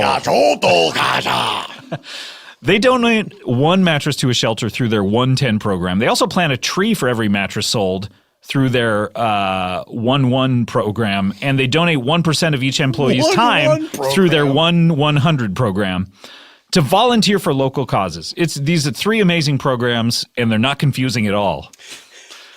Not to mention, with patented universal adaptive feel, Shit! Are you kidding me? I came up with that same thing. They got you the came patent up on with it? universal adaptive feel? Oh, why did I wait? Why did you wait? Oh, I feel like an idiot. Why did I wait? Why did I wait? Sweeney Todd. And now he'll never come again. Easy love. Hush, love, hush. Just saw it in New York City, the greatest city in the world. Just saw it. Universal Adaptive Feel Leesa's designed for all types of sleepers and features 3 premium foam layers, including 2-inch Avita foam top layer for cooling and breathability, 2-inch memory foam middle layer. The middle layer. That's like if you're making a casserole, what's usually in the middle? It's like sour cream? What's a casserole again? A hot dish. Oh. It's not carpet? You thought casserole was carpet? No, I thought one of the layers was carpet. I'm not an idiot. You thought one of the layers of casserole was a carpet. What is... Okay. I don't know what's crazier. You thinking casserole was carpet? Here's what I think. Okay, here's the layers of casserole as I understand. Okay. It goes ground, cement, carpet, ceiling. Okay, you think your I home close? is a casserole. No, you are. You could not be more wrong. You need to do a complete 180 on I don't this. live in a casserole. Look, I don't live in a casserole, but I'm comfortable. We also have, we've talked about the 6-inch dense core support foam for durability It's and out structure. there. It works for sleepers of all sizes. right. And listen to this. This is new. I've never read this before. Leesa now is continuing to expand its empire of offerings to include the Leesa pillow. Oh, man, shit. I wonder if this has 3 layers in each pillow. Oh, floor? Nope. Ground? Nope. Cement? Nope. But I wonder if it has feathers in it. I don't like a feathered pillow. They're always sticking into the back of your neck. I'm afraid it's going to fly away. You could. Much like Icarus, close to the sun. Do they have a pillow filled with wax? Yep. They have a Leesa blanket? Is it like Michael Jackson's kid? Crazy. They also have a Leesa foundation and a Leesa frame. Look, anything that's bed related, Leesa's getting into. That's right. They're not making enough money. I wonder if they donate pillows. What about pajamas? Do they make pajamas? What about a wife? Do they make a Leesa wife? Oh. It's going to sleep next to you? Unfortunately, maybe not. The bride Hey, of Leesa. No wonder this is a Forbes top 20 startup to watch. Yeah, like I Did I mention said. that? Oh, I'm sorry. Pardon my language. No wonder it's a Forbes top 20 startups to watch. Yeah, like I said before. Try a Leesa mattress in your own home. This is a command, Paul. Yeah. For 100 nights risk-free. Are you calling me to action? I certainly am. They're available in the US, the UK, the Canada, the Germany, all online with free shipping. This 100% American-made mattress, I wonder how that plays in Germany. It ships compressed in a box right to your door. They love American stuff. They love it. And what's weird about this, Paul, they don't deliver it to your neighbor. They don't deliver it. They don't like drop it off down at the bottom of a hill and go, you pick it up. They go right to your door. Oh, that is easier. It's so much easier. I was ready to go down that hill. This is the opposite of what Kate Bush would do. Or you could try it at the Lisa Dream Gallery in Soho, New York City, and Virginia Beach. They have one in Virginia Beach. Crazy. How come my copy didn't say that? I don't know. I got the deluxe copy. And they have You got premium copy. Preem Cop. The sequel to Time Cop. And they have over 80 West Elm stores nationwide. Okay, this is great. Get $100 off when you go to lisa.com/bangbang. That is LEESA.com/bangbang. Go to lisa.com/bangbang. You're going to get $100 off. And send me the $100. I'll take it. Also, why didn't Lisa want me to tell people about the pillows? I don't know. They're really very strange. stingy. It's very stingy and miserly with their pillow info. Do they think my listeners don't use pillows? They just sleep on a they flat won't mattress. get it? Yeah. They just sleep on a point. Flat hand. Fist pump.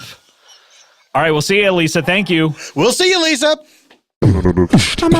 Comedy Bang Bang. Comedy Bang Bang. We're counting it down. Paul F. Tompkins across the table, as he has so often been. That's right. In the 8.5 years we've been doing this program, has quite often sat right where he's sitting right now. How many times have we done this? Done the best ofs or best ofs? It is the 8th year of the show, right? We had the 8th anniversary. Does that make it the 9th best of? I feel like we've done this before. Okay, so the show started in 2009. Sure. We had one in 2009, 2010, 11, 12, 13, 14, 15, 16, 17. This is the 9th best of for our 8th. We've been going 8.5 years. So I feel like we didn't do it I know we did best ofs the first couple of years, but I think I just hosted it. Right. This is maybe the 7th year we've been doing it. I don't know. Lucky 7. Lucky Slevin.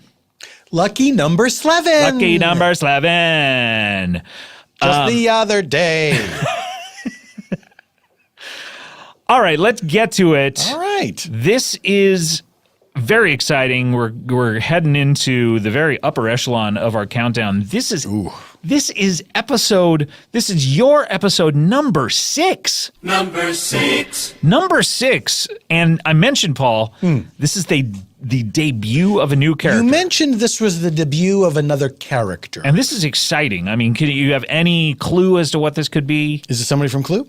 It's, yes, well, it's Mike McKean's character from Clue. He was playing a character the whole time as the gay FBI character, who then turned out to be straight in the, I believe, episodes, or ending number C, where the very last line of Clue is, he reveals that he was playing a gay, that was a character, and he turns to everyone and says, "And now I'm going home to sleep with my wife," and then it freeze frames on him. Like, that's the happy ending. I've never seen that movie.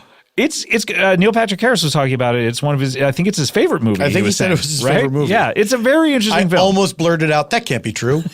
You've seen other movies, but right? But I know someone, another friend of mine loves that movie, and I think it is her favorite comedy. It's interesting. It is a typical drawing room comedy. It's not really a scary movie or about the mystery. It's about the interactions between the characters.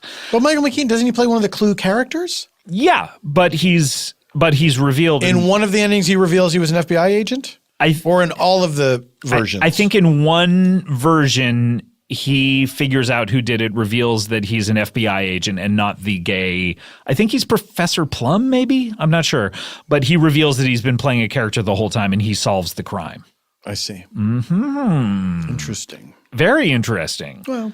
And speaking of interesting, let's talk about this interesting episode. This is another recent-ish episode. This is from October 9, just this past October, and no need to hunt for it because this is an episode number 512 called What's Your Aim?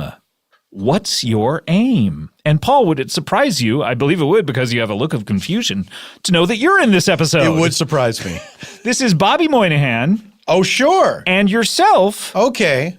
In an episode where Bobby Moynihan premiered AIM, of course. AIM, meaning now I know. AOL Instant Messenger. That's right. We were talking about it on the show. That's right. Bobby Moynihan premiered his character Slow Pesci. Yes, that's right. And you were playing Werner Herzog. That's correct. Yeah, and Werner had not been on the show in quite a while, since the tour, perhaps. It had been quite a while. And it's always great to hear from Werner Herzog. You had mentioned to me that you had sort of stopped doing him for a while, so I was surprised when you said you wanted to do him. Yeah, because he became Werner. He's like a meme now. Yeah, Werner Herzog became like a meme, and it sort of took the fun out of it for me. Right, when everyone thinks it's possible. Well, they think it's possible. I want people to think things are impossible. A bunch of Icaruses out here.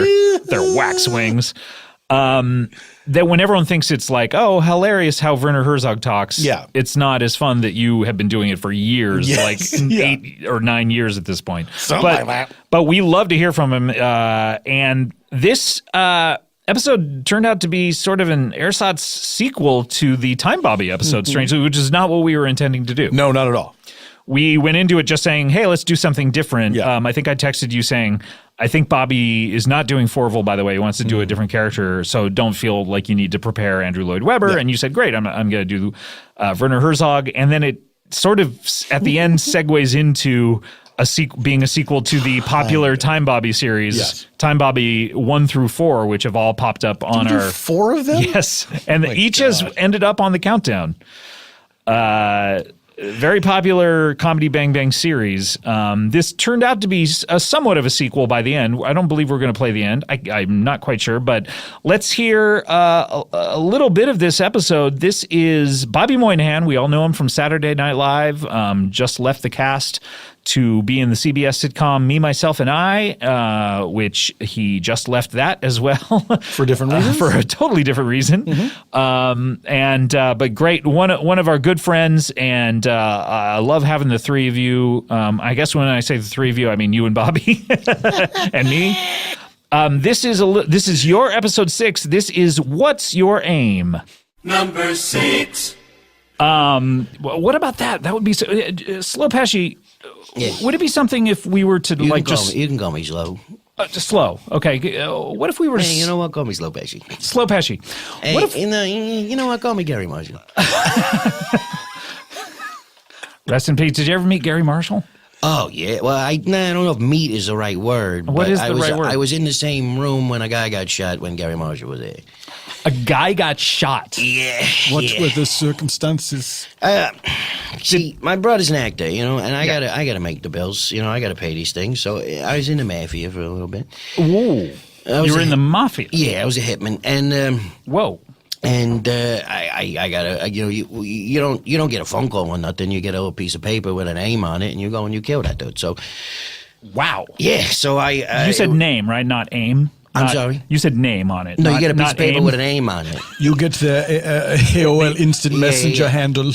Yeah, that's what I got. And you have to do all the work figuring out who that is. I got to go through. I got to go find an old computer, hook that thing up, boot it up, booty. I got to say, past November, you're going to be out of work. Oh, yeah. That's why I'm trying to, that's why I'm over here at Earwolf trying to bust a piss and trying to get something going on. Right, over here, right. So you do know where you are? Earwolf Studios, yeah. Okay, great. So I came here specifically. I'm trying to get my career off the ground. I'm trying to put it on the fast track. You may have come to the wrong place. Oh yeah. Yeah, boy. It seems like more of a plateau. Like you just kind of, but not bad, But but you're just gonna do you like coasting? Yeah, sure. That's my favorite thing to do. Are you kidding me? I'm like my life is like a nice lazy river. How passionately can you talk about mattresses? Let's hear. Ladies and gentlemen, I took a little nap this morning on a beautiful Casper mattress, and it was glorious. We're a Lisa show here. We're a Lisa show. That's what I said, Lisa. Lisa, Casper's Italian for Lisa, right? Oh, right. What do you think about microbes? Just in general? This is not I important. think we all know what I think about microbes. You're anti. I'm going to do this hand gesture again. That's what I think about microbes. Okay. So you got an AIM handle. Yeah. And I get there, and, I see the name, and I do all the tracking. I figure it out, and I get there, and I'm like, all right, it's time. Slow, you got to do this. This is your jab. This is your little jib jab. You got to go in there and do this. So I take out the pistol. Was jib jab a part of your research? Is this how you tracked the was it a person? jib jab that's name that's as one well? of also how I found him. Yeah, that helped. And Because you see the face on top of like an animated body dancing around. yeah. And I'm looking around, and everybody's body is real. So I'm like, okay, all right, that's not the way to do it. So then I see the guy, and I'm about to plug him right in the back of the neck, right in the back of the throat. Is that what hitman style, execution style? It's the worst idea. It causes the most blood. It's the most sound. Sometimes you hit the spine. Sometimes you don't. You miss. Right, It yeah. goes straight through. They live. But, Hey, you gotta only make live it once. Interesting, right? What am I going to do? Pop the guy in and go catch a movie real quick? No. Come on. Let's not be stupid over here. All right. So you... Especially you. Especially me. Hey, come on. I said no teaming up against me. All right. So but I go to pop him in the neck. I got the gun right against the back of his neck. He doesn't know it's coming. Gary Marshall comes over, says hi, shakes his hand. He's a friend of Gary Marshall. Oh, wait. Is this Hector Elizondo? It was Hector Elizondo. Whoa! Yeah. Gary Marshall's good luck charm, Hector Elizondo. So Gary Marshall saved Hector Elizondo's life. I mean, probably many times, but in this situation, yeah. I would think it would be vice versa, and that's why Gary keeps putting him in films. But no. He does it to protect him. Wow. Yeah. So he'll always be around him. Yeah, he does. He almost never leaves his side. He got a little sidecar built on his own body. Really? Like a Batman and Robin style Yeah, sidecar? Gary Marshall, when you don't see him in interviews, usually because it's only from, like chest up, but down on his side is a little sidecar. Hector Elizondo is sitting Come there. to think of it, anytime I've seen an interview with Gary Marshall, it's always been chest up. There's It a never reason for occurred to me. I'm always like, lower that thing And a little the bit. reason is Hector Elizondo is in a tiny sidecar attached to his body right next to him. Is the sidecar made of some kind of organic material that is grafted onto Yeah, it's the like a skin? human flesh kangaroo pocket. Well, Werner, I have a pitch for you. You're a current film director. That's correct. And you will be until you die. Yes. Assuming you are still working on something. You may die in the next couple of days, in which case you would be a former I film may director. die in the next couple of minutes. Yeah, what's your AIM, by the way? No. You don't want to kill him. Is that why you came here? Nah. Did someone put a hit out on? Nah, I came here to bust a piss. I'm just curious. What's your AIM, though? Slow Pesci, you seem to have many different stories as to why you come to be here in the Earwolf Studios at present. I don't think that's true. You said it's to bust a piss. It's Yeah, you I said tried to it's do to launch some sort of career. Well, but I mean, that's a B story at best. I worry that your true purpose here is more sinister than you have let on. Come on, what are you talking about? Yeah, I don't see explosive. Yeah. Who told you about the Earwolf Studios here? What, I mean, the word on the street, everybody's talking about it. people on the street. Yeah, well, you walk down Hollywood Boulevard, everyone's like, Earwolf, Howell, Earwolf, they're always... So, I mean, I'm sort of with Werner here. I mean, we've been getting along so you well. are? But at this point now, I might have to change allegiances. What's your AIM? What's my AIM? Slow Slower? Pesci. Slower? Would you? It's like a taxi. Would you excuse us for one moment? We have to have a We're going to brief- quickly go over here. You can join us very slowly if you like, but we're. It's going to take me a while. Yeah, It's gonna my take you a legs while, is- yeah. My legs So are weird. we will walk over at normal pace to the other side of the room. And Yeah, you- sure. I'll just be you will hanging out catch up. over here. Yeah. No Okay. sweat. No sweat. All right, here we go. Say, Werner, I'm starting to suspect that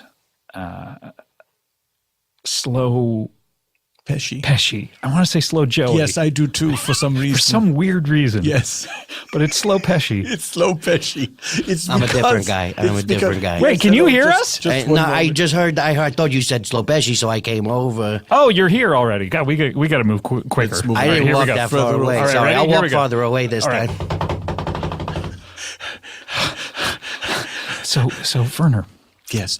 I think what it is that there's a fellow named Joe Pesci, and his name is Slow Pesci, but it's the Joe It's the that Joey. you want to follow. but there's some reference to Slow Joey that's in the back of my mind for some reason. I wonder don't if know I why. want to say Slow Joe Pesci. We could say Slow Joe Pesci if you want, but it seems almost harder to say. Than Also, slow. yes, I don't want to misrepresent. As the a fellow. side conversation. Oh shit, he's here. All right, let's almost- get he's away. so close. All right, let's get away even quicker.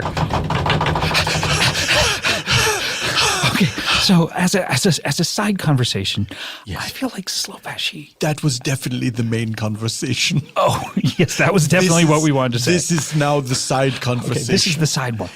I feel like I feel as if we're on the same page. Why don't we, at the count of 3, we will Yes. say at the same time what we think. Okay. 1, 2, 3. I think Slopeshi is here to murder us. I was going to say one of us, but then you said us. He asked for both of our He did. AIM handles. Do you think that he's here to murder both of us? That never even crossed my mind. So it's like a twofer? It could be I wonder if he gets paid for one. What day of the week is it? It's Tuesday. Oh my God, it's 2 for Tuesday. 2 for Tuesday. Oh my God. Oh wait, he's here. Oh, you know, it also could be double shot Tuesday. Oh, that's true. All right. Sounds even worse. All right, how'd it go? How'd the conversation go? We didn't really have a conversation. We were just walking. We were taking a walk. You didn't? Because you look like you were having a conversation. You look a little scared there for a second. It doesn't look like you were talking at the same I time. think we were Might have both flapped the gums a little yes, bit. we were guarding against lockjaw. Yeah. No, that's good. Doing our exercises. Yeah, you know. I was just over here busting a piss, just being slowy Joey Pesci over You seem here. to have a bit of a bladder problem. All I do is drink. What a... What an odd delivery. of that Yeah, I think so too. I thought that too. I stopped and then I said a word. What a... And you waggled your eyebrows Yeah, up I and love down. that shit. Yeah, amazing. Say Pesci. Yeah. We have a couple of concerns. Yeah, I had a couple questions that I asked you that you still haven't answered yet, but what are your It concerns? seemed to be the same question, but directed at both of us separately. Yeah, well, All right. still a couple of questions. There's That's two true. questions. They might be the same, but they were a couple. Slow Pesci, I'd like to ask you a question. I hope I can rely on your The kindness of truthfulness. strangers. You can always rely on that. That goes without saying. Yeah. Always. I always assume, I hope I can rely on the kindness of strangers. Certainly. But I do hope that you will be honest with me when answering my query. Yeah, I'm a straight shooter. Complete candor. That's Yeah, what we sure. require of you. Yeah. No prevarications, no beating around dodging, the bush. no beating around the bush. Are you here to murder us? Yes. I barely even finished asking the question. It was like he really wanted to It's tell the us. fastest he's ever done anything was answer Wow. that question. That's incredible. Wait, I'm sorry. I actually just answered a question from hours earlier. Oh wait, are all of your answers from questions? Pretty much. I'm slow. You're That's on the like problem, tape sir. delay.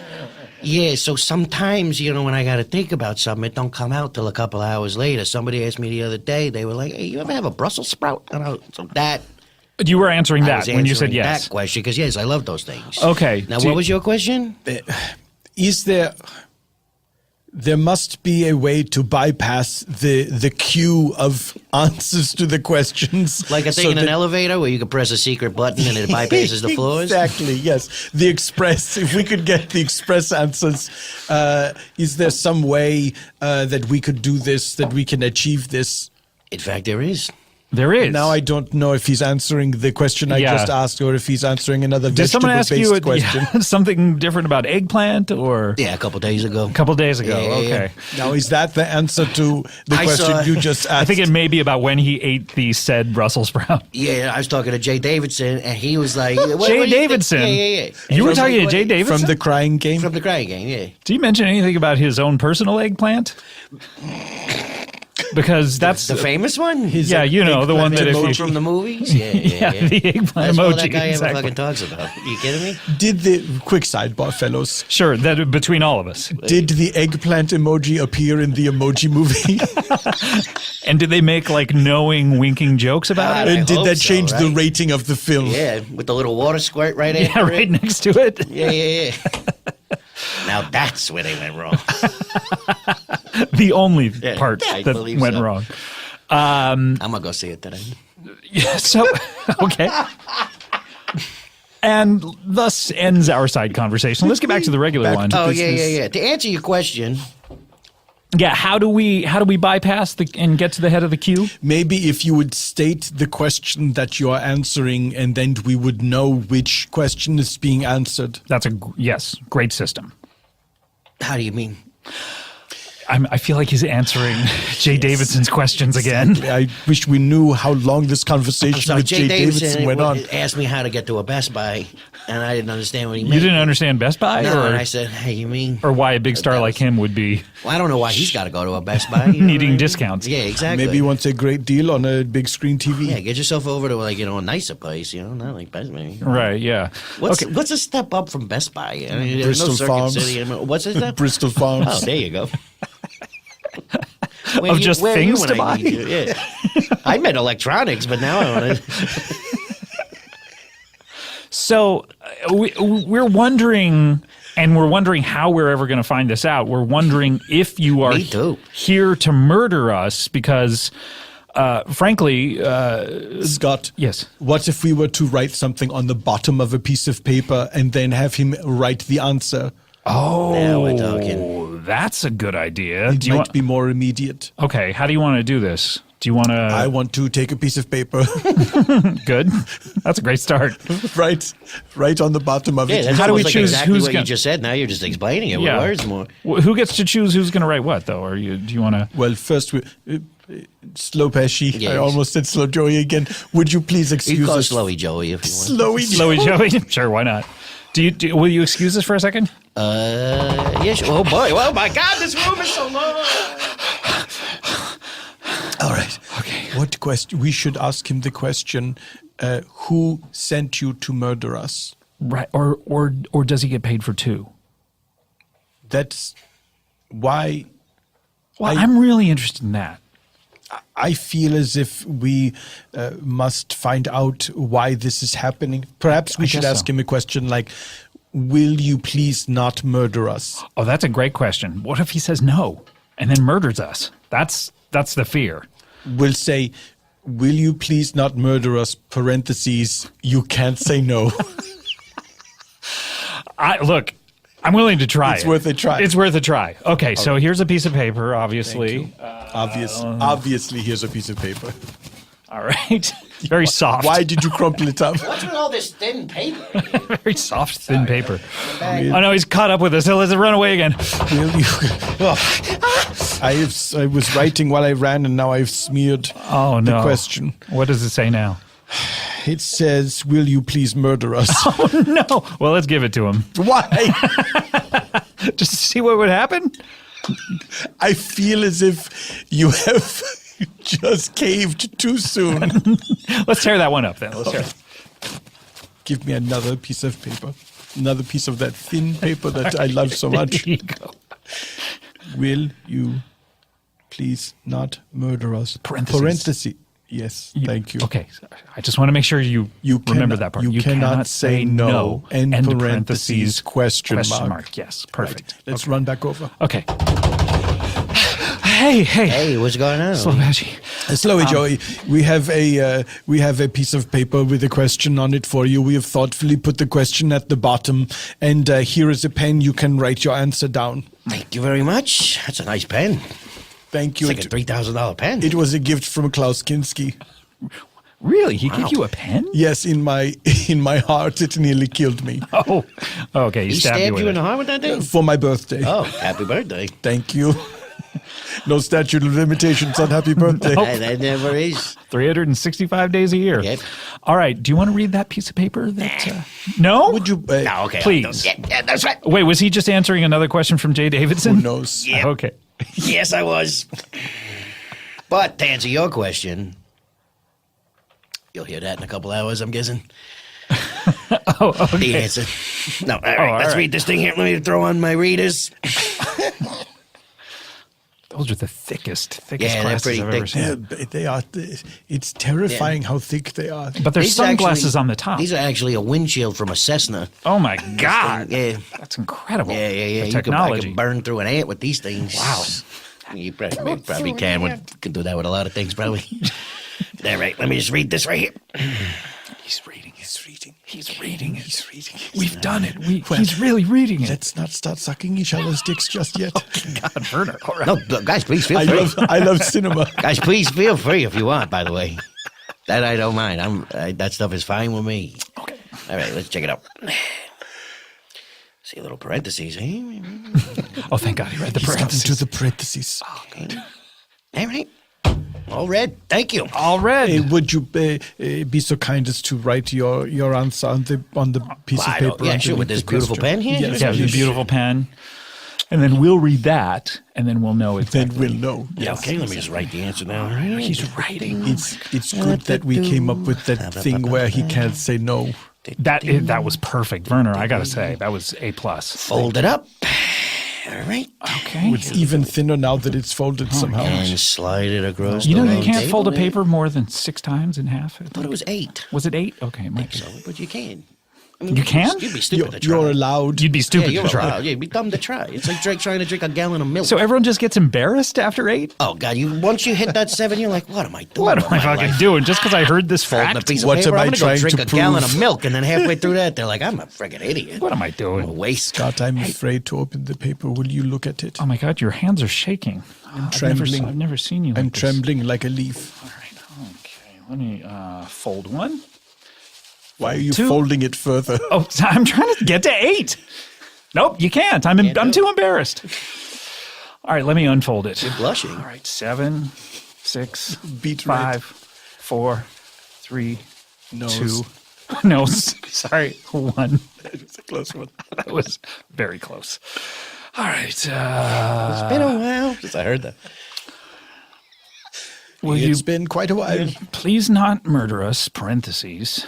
You can't say Yes, no. that is what and that parentheses. was our question to Question him. mark. Yes, Yes. and then now he has written his answer underneath. I'm going further down. That's a promising start. Keep going though. Will. I write real slow too. I write so slow that you have to. You have to read it slow, yeah. I will. That's an even better start. What's this word right after it? Not. I will not, period. So the question was, will you please Oh my not God. murder us? You cannot say no. He didn't say no. He said, I will not. Does that mean I will not murder you? We need clarification. Get another one of those thin pieces of All paper. right, here we go. Number 6. Oh, Paul, we did it. This is your 5th episode on the countdown. That's exciting. I'm very. You only made 11 appearances on Comedy Bang Bang the entire year, and 5 of them are in the top countdown. I guess I just really. I tried my hardest. You tried really hard this year. I will Tried say my best. the year previous you did not try at all. Oh, God damn it. So now how many? What are we up to? We're up to number 6. Number 6. That was number 6, and you've had 5 out of the top 16. Okay, I'm just gonna say, Yeah. if I'm not in any of the remaining 5 episodes, Right. I'm gonna be very angry. Okay. Well, you might not be. You don't know what's happening. That's true. When we come back, we are going to talk about episode number 5, and this is a real nail biter. Is Paul going to be angry? Is Paul going to be pleased? We don't know, but we'll have your episode number 5 coming up after this break.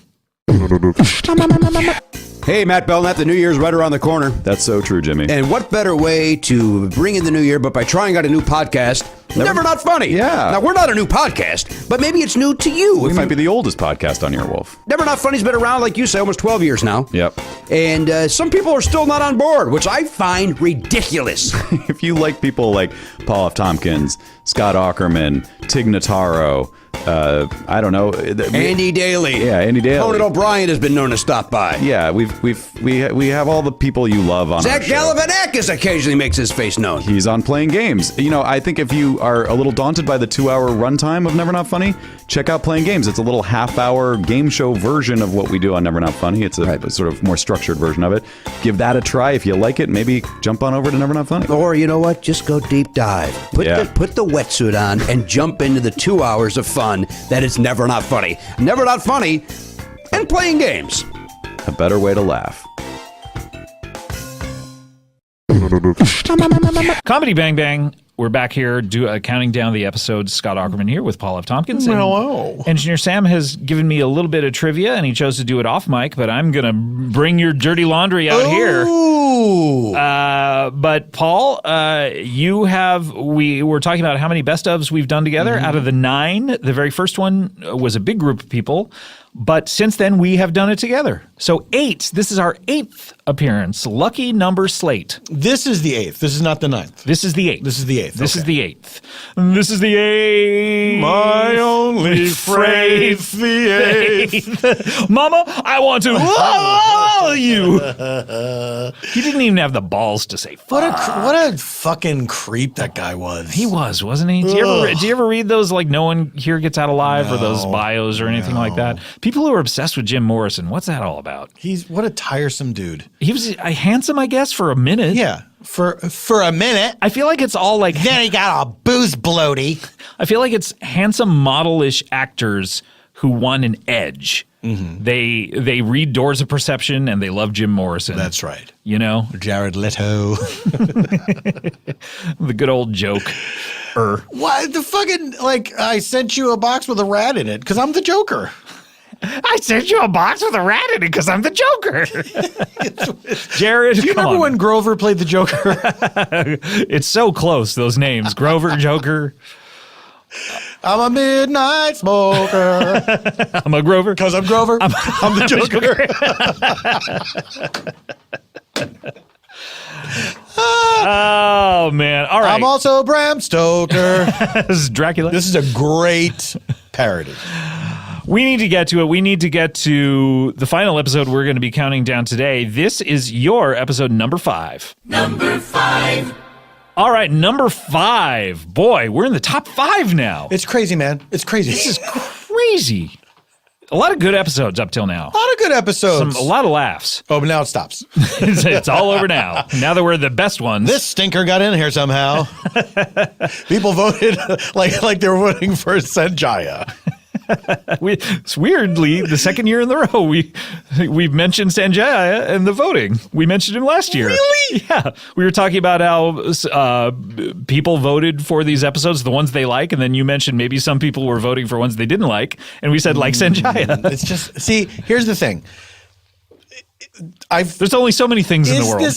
But I've had this experience where I'll record a podcast. Let's say I do one with you, and then it comes out much later, and so I don't remember the things that were said, but I will anticipate a response. Right. Like somebody will say something, and me listening to it in the present, I'm like, it makes me think of this, and then me on the recording, I say that. That happens all the time where I'm like, damn, I bet I missed a joke, and then I'll say it. Yeah. And it's terrifying to me. Yeah. But it's like, is that because it's buried in my memory? I think it's no. Or is that just the reaction I would have to the this? triggers that whatever the person previous to you talking, whatever they said, triggers the exact same thing in your brain, which makes I'm a you snowflake. think of the exact same thing. You are a snowflake. I'm a snowflake? You're very unique. You're more unique. The most unique. All right, this is episode 5 that people voted for, and this is from April. So we're all over the map. Thanks, on April. These. Thanks, April. Sent us in? Yeah, thanks, April. First time, long time. April sent us this episode. This is episode 484 from April 24, and this is an episode called Pre-Chowder. This is familiar to me. Because you're on it, Paul. Oh! Yes. Come on! I'm fucking cleaning up. I'm fucking cleaning up. Yeah. The celebratory air horn. That's right. Wow. So this is your 6th appearance on the countdown. I'm very glad to hear that. This is crazy. So we have Jason Mantzoukas, and this is another one of his appearances. He's himself. Of course, people know him as Rafi from The League by what they shout at him constantly every day. We have John Gabris as Gino, intern Gino. He's returning to the countdown, and he's playing his Gino character. And we have you. Do you remember what you played on this?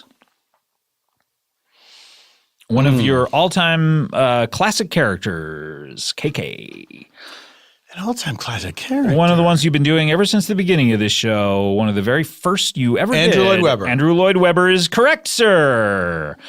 Thank you. Thank you. I appreciate that. I must admit, I was unfamiliar with what happened in this episode. Oh, I couldn't tell you. I barely remembered what character. So I listened to it a little bit today.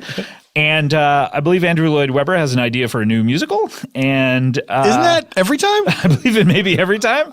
But I was listening to this episode today, and it really is like it's kind of like a pal around episode. It's very much like it's just four people enjoying each other's company for an hour and a half. Which is a gift to the world. There's not even a ton of plot in it. It just is us like riffing the entire time. And I believe you came a little late. So it's Gino and Jason and I for a minute of it. But let's hear a selection of this episode pre-Chowder with Andrew Lloyd Webber. He has an idea for a new musical. This is your episode 5. Number 5. Jason Mantzoukas, we all know from How Did This Get Made, and he plays Rafi or something. That's Who true. do you play? I play Ralphie on the Ralphie, King Ralph. I play King Ralph in the King Ralph prequel Saga. series. Pre-cum series. Nobody enjoyed that more than you. Look at you. Your face is red. You're like I have to be honest. blast. I have to be honest with you. I'm contorting my mouth a certain way because you may have noticed this thing on my lip. My breakfast exploded in my face 5 days ago. I had it said, the thing said egg and bacon muffin. Okay. Looked just like a regular muffin. I heat it up in the microwave. This is in your home? This is in my home. Okay. I bite into it. I hear a loud pop. Oh, no. It explodes on my face, burning my face. Really? Yes. I didn't even notice. Okay, so in any case, so my words are coming out a little bit differently because it's on the tail end of being healed. Wow. Look, check it out. Do you see it? I don't want Kevin to creep in here and take any pictures of this. Okay. By the way, I know what he's into. Anyway, Creepy mouth wound. Creepy mouth wound tumblers. Wow. Can we take that whole breakfast thing again real quick? Oh no. Gino, are we not rolling? I'm not positive. I was just unplugging and plugging in some stuff over here. I hope you're positive. Why? Oh, I'm positive for 3 things, but not the big ones. Don't worry. None of the ones that start with H. Oh, okay. Gino, welcome. Gino Lombardo? Yes, that is correct. It's Giovanni, I believe. Giovanni, yes. Gino is short for Giovanni. Giovanni, yeah. That's what they cut it at Ellis Island. From, oh, did you go through Ellis Island? Yeah, on a field trip in 4th grade. And they changed your name. Yeah, and they were like, "Hi, I'm Giovanni." They're like, "It's Gino. Welcome to America." And shoved me down they shoved me down the entire flight of stairs in the torch. Really? Yeah. That is quite a few steps. Oh, it was a lot. Wow. You're back. You're from Long Island, and you commute out here every. Yeah, I'm just catching Jason up on. Oh, on I'm all this. familiar. I of course, I know Gino just from, he's a bit around as an intern. Yeah, Sure. well, yeah. Some episodes you are here and you're not even on mic. I know. Well, I'm talking the whole time, but you don't let me sit at the table, Right. Which is fair. A lot of people don't know that. You're here a lot. It's like how Reggie Watts used to sing the Comedy Bang Bang theme song live. Right. And then have to run out every time. You're 'cause he's here got a other lot. stuff. Yeah. Oh, I'm here a lot. I'm working. I'm not just a Comedy Bang Bang intern. I'm an Earwolf intern. So Sure. I'm doing a lot of stuff. Yeah. You guys got me out on the corner of Sunset selling socks, selling Who Charted socks. Kulap Eli socks. And what do you do for Katie Couric? Anything?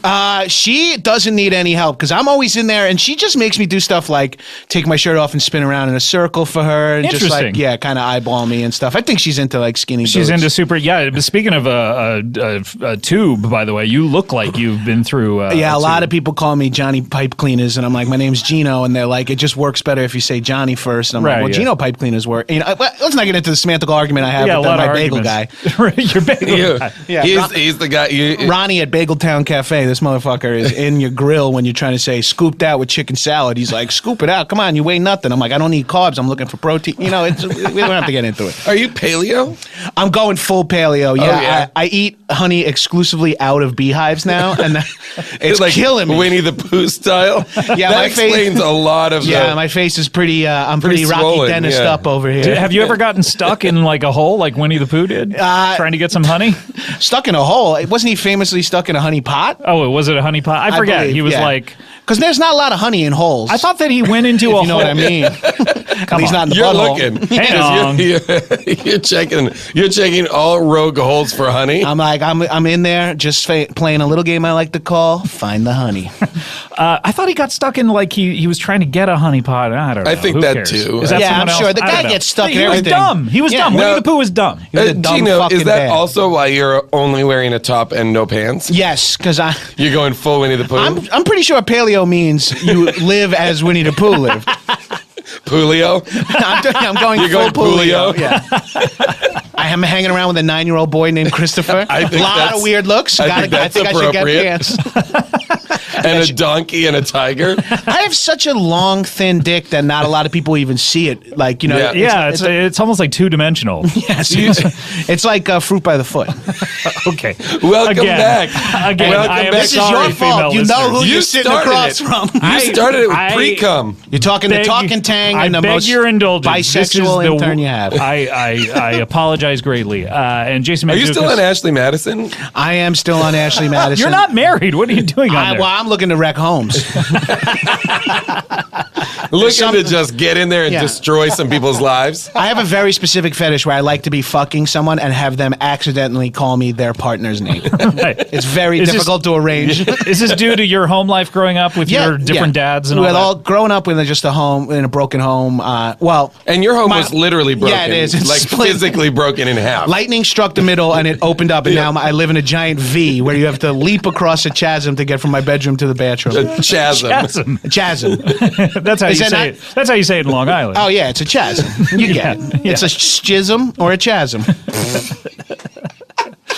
And we have another guest on the show. This is a unique opportunity. I believe the two of you know each other, Yeah. actually, Gino. So you can continue to talk during this segment if you Okay, like. that's fine. We know each other. I won't talk because I'm an intern, but we'll see. Right. The aforementioned podcast, musical semicolon comedy, is musical semicolon theater. Theater, sorry. Although that's a good spinoff too. Musical semicolon Stop giving them comedy. ideas that don't feature me. Why? How do you know this wouldn't feature you? Oh, that's fair. It could. Because I don't know much about Do you comedy. need to yawn? Sorry, I was directly I into thought- the microphone. I thought I was going to, and then I didn't. Oh, those are contagious. My sincerest Oh apologies. my god! Oh boy! He sincerely apologized. Cut him some fucking slack. He is the host of that podcast, which I just mentioned, and That's what he's most famous for. And nothing else. And he had a birthday about a month ago as well. He shares a birthday with Stephen Sondheim, and the aforementioned Lin-Manuel Miranda was celebrating it on Twitter as well. Oh, I got to check it out. Yeah, so please welcome Lord Andrew Lloyd Webber. Yeah. Yes, hello. Scottrick. Yes. Why did you have to mention Stephen Sondheim? Well, I just find it interesting. You are both very accomplished in your certain field of work, and you share a birthday. Yes, one rightfully so accomplished, the other accidentally. Just because we share a birthday doesn't mean you have to bring it up at every blasted turn. I'm so sorry, but I just wonder if there's anything about March 22, 322, that lends Do you mean itself- 22-3? Sorry, yes, of course. That lends itself to being good at the art of musical semicolon theater. Well, let's see. You have two examples of people who've gone into the theatrical arts. One, very good. One, considered good by some. So I would say the jury's still out, dear boy. Which are you? Which is which? How dare you? Which one's a lord, is what I would say. Hey, Lord Andrew Lloyd Webber, please put away your sword. I don't know. Well, why did they give me the blasted thing?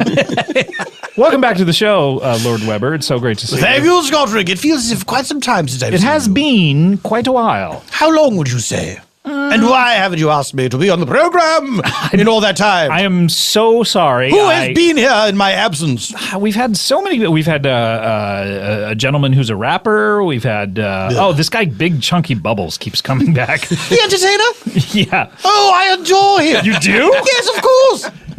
Haven't you ever seen his act? No, he just describes it. Please, he makes these. There's no other way to describe it. Big, chunky bubbles. Yes, we know. He's out of tossed- soup, stews, and chowders. One wonders when he comes on the show why he doesn't actually make some of them. He's never done that. That sounds He's okay. just described them. It's a visual medium, dear boy. Why would he? Well, I have eyes. Is that why I had to run out and buy all that chowder the other day? No, I think that was a different reason. Oh, okay. That's the Yo Is This Racist guy just slamming chowder at his podcast. Because what's better on a hot day than some hot chowder? Oh, yeah. Hot, thick clam chowder. Nothing like nuking a can of chowder and then holding it in a glove. Comedy Bang Bang, brought to you by Pre-Cum and Chowder. Oh, God. You like that one, Andrew Lloyd Webber? Pre-chowder. Well, I'm not immune to the job of clam cum getting a chowder. little racy with the boys. What if before you made It's a some bit chowder, ribbled. there was just like a thinner layer of chowder? It was pre-chowder. Ooh. All right, that will do. It's pre-chowder and then you add the clams, and then it becomes. And don't get me wrong, there's clams in the pre-chowder. Yeah, you got to be careful. If you eat the pre-chowder, it has clams. Depending on Be careful. if you made a batch very soon before, then there may be a little clam. Oh, there's definitely still some clams in there. So hello, Andrew Lloyd Webber. You don't have more? No, I don't have you more. certain? Yeah. No, Well, we're I done could on keep this. going, but it seems like Scott wants to stop No, talking about we're it. done. We're done. Lord Webber, what Sometimes you have to fill the can up with piss to wash all the chowder out. With piss. Sometimes you need to fill the can up with piss. If this is your first time listening, Yeah. Goodbye. Welcome to the Goodbye best forever. episode of the show. Oh, I'm going to check out this show. I wonder what episode 499 is like. Lord Webber, what are you up to? What are you doing here? Well, it's a bit embarrassing. I didn't realize that. Now, what's that? Why? See? What is See? this? I'm sorry. What's the deal, man? Contrary. You're in this mode where you're being bawdy with your young boyfriend. You missed it. A muffin exploded in his face, Yeah. so it altered his He got behavior. bukkakied by breakfast earlier in the week, and it's now trying to really overcompensate. Under no circumstances, tell me this story. This is what's going on with my lip here. I don't see any. Okay. You grimaced at me like a sickly wolf. That was legit a snarl, I believe. It was a snarl. It's a face when you do it, it's a face you otherwise never make, Yeah. which is interesting Well, to who see would someone make make a that face face? that they otherwise never make. That's true. Who Yeah. would ever make that face? I That's true. agree. What face have I never seen you make? I don't know. Let's see. I've seen that. I've seen that one. I've seen Yeah, that one. damn it. Yeah. That was when you were trying to make a bunch of pancakes in time for the kids who were Pancake visiting. Festival? Yeah. The pancake festival you throw in your house. Honestly, I gotta get that invited got to shut next year. down. Yeah, that That makes was sense. shut down. Yeah. Yeah, it's a real Too Christopher bad. Robin Did you have a situation. comedy tent going on in there? Yes, I had a comedy tent. It was poorly run. But it was close to the Surprising. music. It was close to the music tent at least, so that Yeah, you everything could was hear nearly everything. inaudible. Yeah. Which is what I want in my comedy. I want to be outside, Yep. uncomfortable, Yeah. hot, and not able to hear it. Lord Webber, you ever do a music festival? I've done several music festivals. Which of ones? course. Well, let's see, Coachella. Are there musical festivals? Are there festivals where multiple Yeah. musicals are going on multiple stages all the time? That would be amazing. Like Hamilton is top billed on, Yep. on Saturday. But if you get there early enough, you can see Miss Saigon and then all the others. I don't know any all others. the others. all the others. We did do one on the Isle of Wight, and it was a very ambitious idea. And the main problem was we had several stages set up with musicals happening concurrently. Yeah. And Sure. The noise was deafening. I would assume so. You could not. It was unpleasant to attend any singular performance, and there was so much noise it killed all the birds. No. Whoa. Yes. Was this during something like Stomp? Was Stomp there? Of course, Stomp was there. Was Blue Man Group there? Blue Man Group was there. Bring in the noise. Bring in What Da about Funk. Defunk? Oh, Defunk was there. Okay. Both were there. A musical theater festival, that's a lot of massage circles. I feel like that show, if it were just like bring in both Denoise and Defunk, it would be a better Well, title. you can't have them brought in at the same time, dear boy. Really? You must bring them in one at a time. Separately. Oh yeah, they can't be together. I see. If you've never seen the show, in the first act they bring in Denoise, and then they take an intermission, and they say, by the way, come back because we're bringing in Defunk. Yeah. Denoise will remain. They in the old when the show first opened, Denoise had to vacate the building. Wow! Before Defunk was brought in. Really? Yes. Due to zoning? Denoise, I had read, there's a great book about this. I had read that Denoise thought that he was the star of the show. Ah. And when he found out that Defunk was coming in after Was him, the headliner. he was not happy. Denoise was told that the name of the program was Bring in Denoise. Yes. Full stop. Correct. And it wasn't until he saw a poster on the subway that he realized he'd been duped. Ah, and the person said, "You didn't let me finish." That's exactly right. Yep. That's exactly right. Bring in Denoise, semicolon, bring in Defunk. What was this festival called, Lord Weber? It seems so interesting. I mean, it seems a festival like that. I would love to go to it. It was called On the Isle, it was. You said it was The on Isle of Isle of Wight. Wight. Isle of Wight. It was called. Yes. I get emotional when I think about it. Oh, of course. okay, I could see you recollecting. It was such a wonderful idea. Pardon me. It was your idea as It well? was not my idea. Whose idea was it? It was the idea of every one of us who composed musical theater. We all banded together for the Sondheim? first time. Yes, he was there, of course. Stephen Sondheim, Kander and Ebb, Rogers and Hammerstein, every surviving person at that time. And if they had not survived to that point, their robot doubles were there. Their moon So you've over- got like moon over Parador. This was a robot, 1975. George and Ira Gershwin. That's correct. Jerome Kern. Irving Berlin-Bot was there. Did you guys do Moving Out, the Billy Joel jukebox musical? This predated that. Oh, I see. Also, there were no juking box musicals present. You don't like those? Oh, I interesting. do not. Oh my heavens! You cannot just Cobble cobble together like a common I cobbler. said this on the record. If you Which take record? The record where I give my thoughts and feelings. Haven't you purchased that I album? have not purchased It's called it. Andrew Lloyd Is it Webber a- himself. It's a That's 45. correct. Is it a 45? Oh no, it's double albums. Double LP. Well, It's by called the way- Andrew Lloyd Webber himself. I sit on a chair on a stage alone. Is it like Three Sides Live? 3 Sides Live. I just talk about whatever comes into my mind, my feelings on things. By the way, you should do this. We should sell this. You should do a double album. Of just I'm saying I've already Yes, done you- it. you have done it. Perhaps a bit You of it have done survives it. somewhere. So, sure. I don't know if You the should entire thing survives reprint it anywhere. as We what I really mean. should put out a special edition of this. 180 gram vinyl. Come on. What? A what?